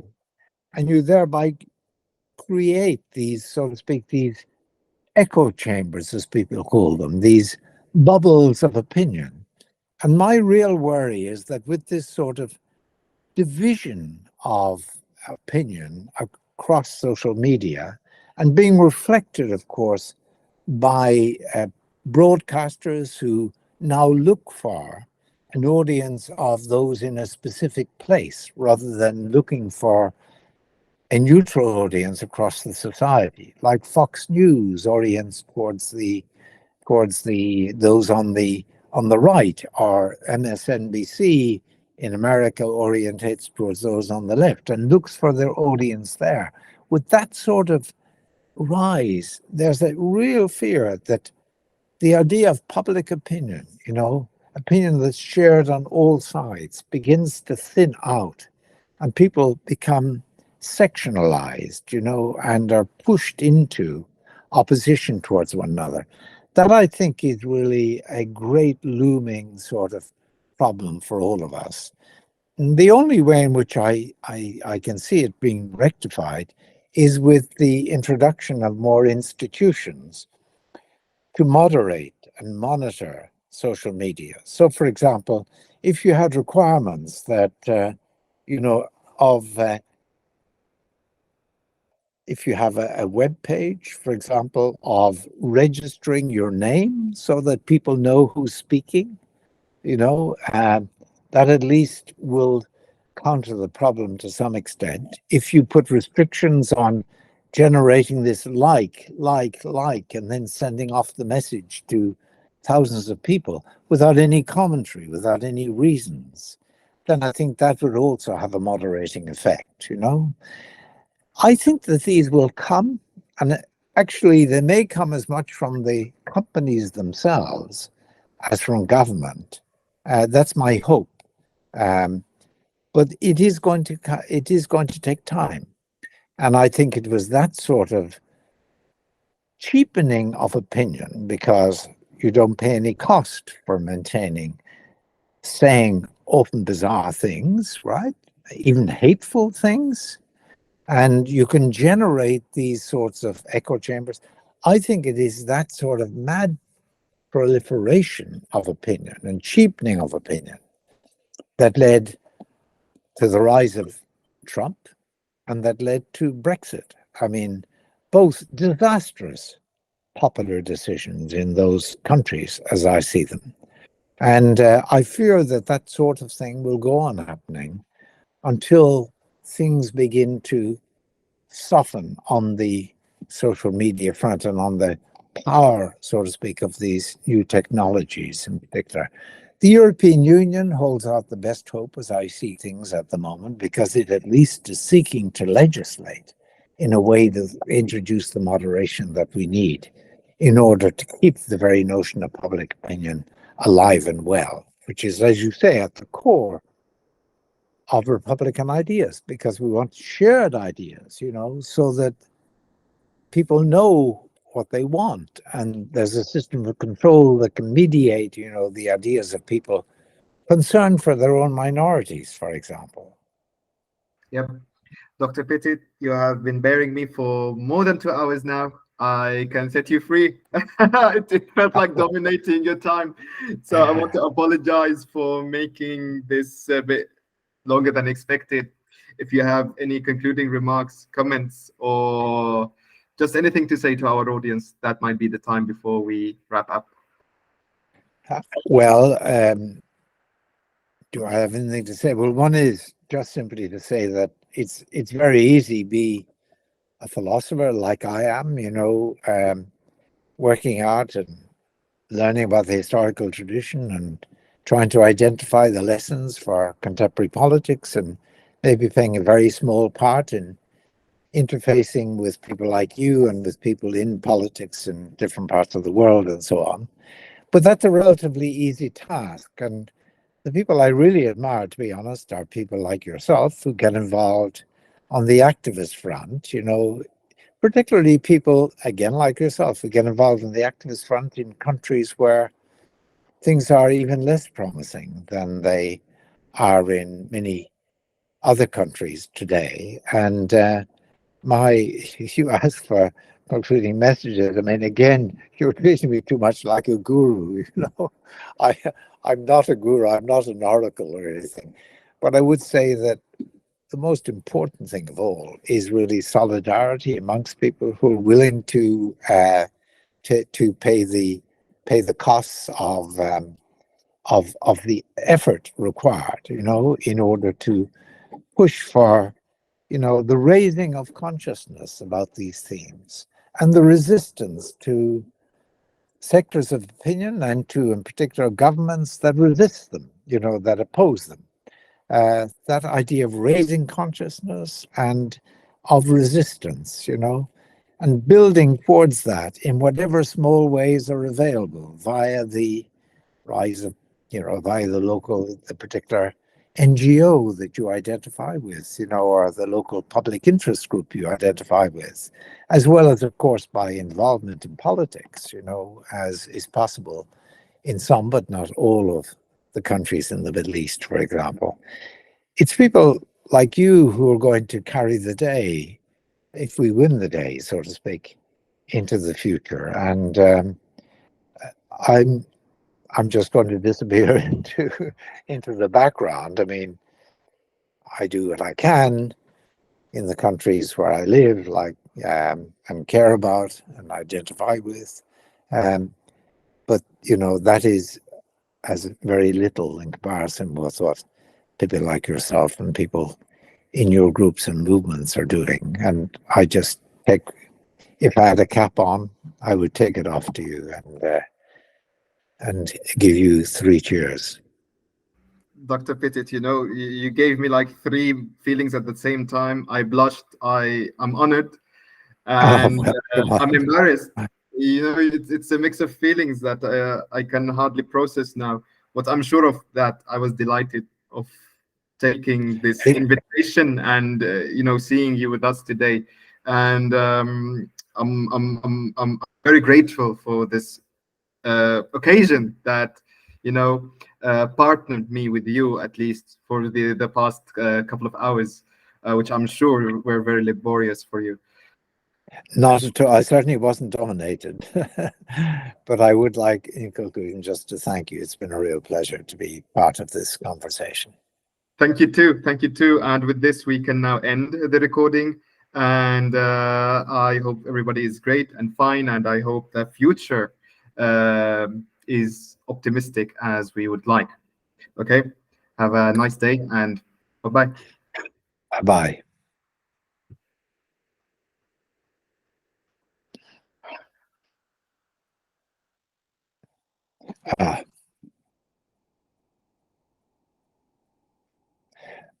Have you left? You have, Amir. Okay.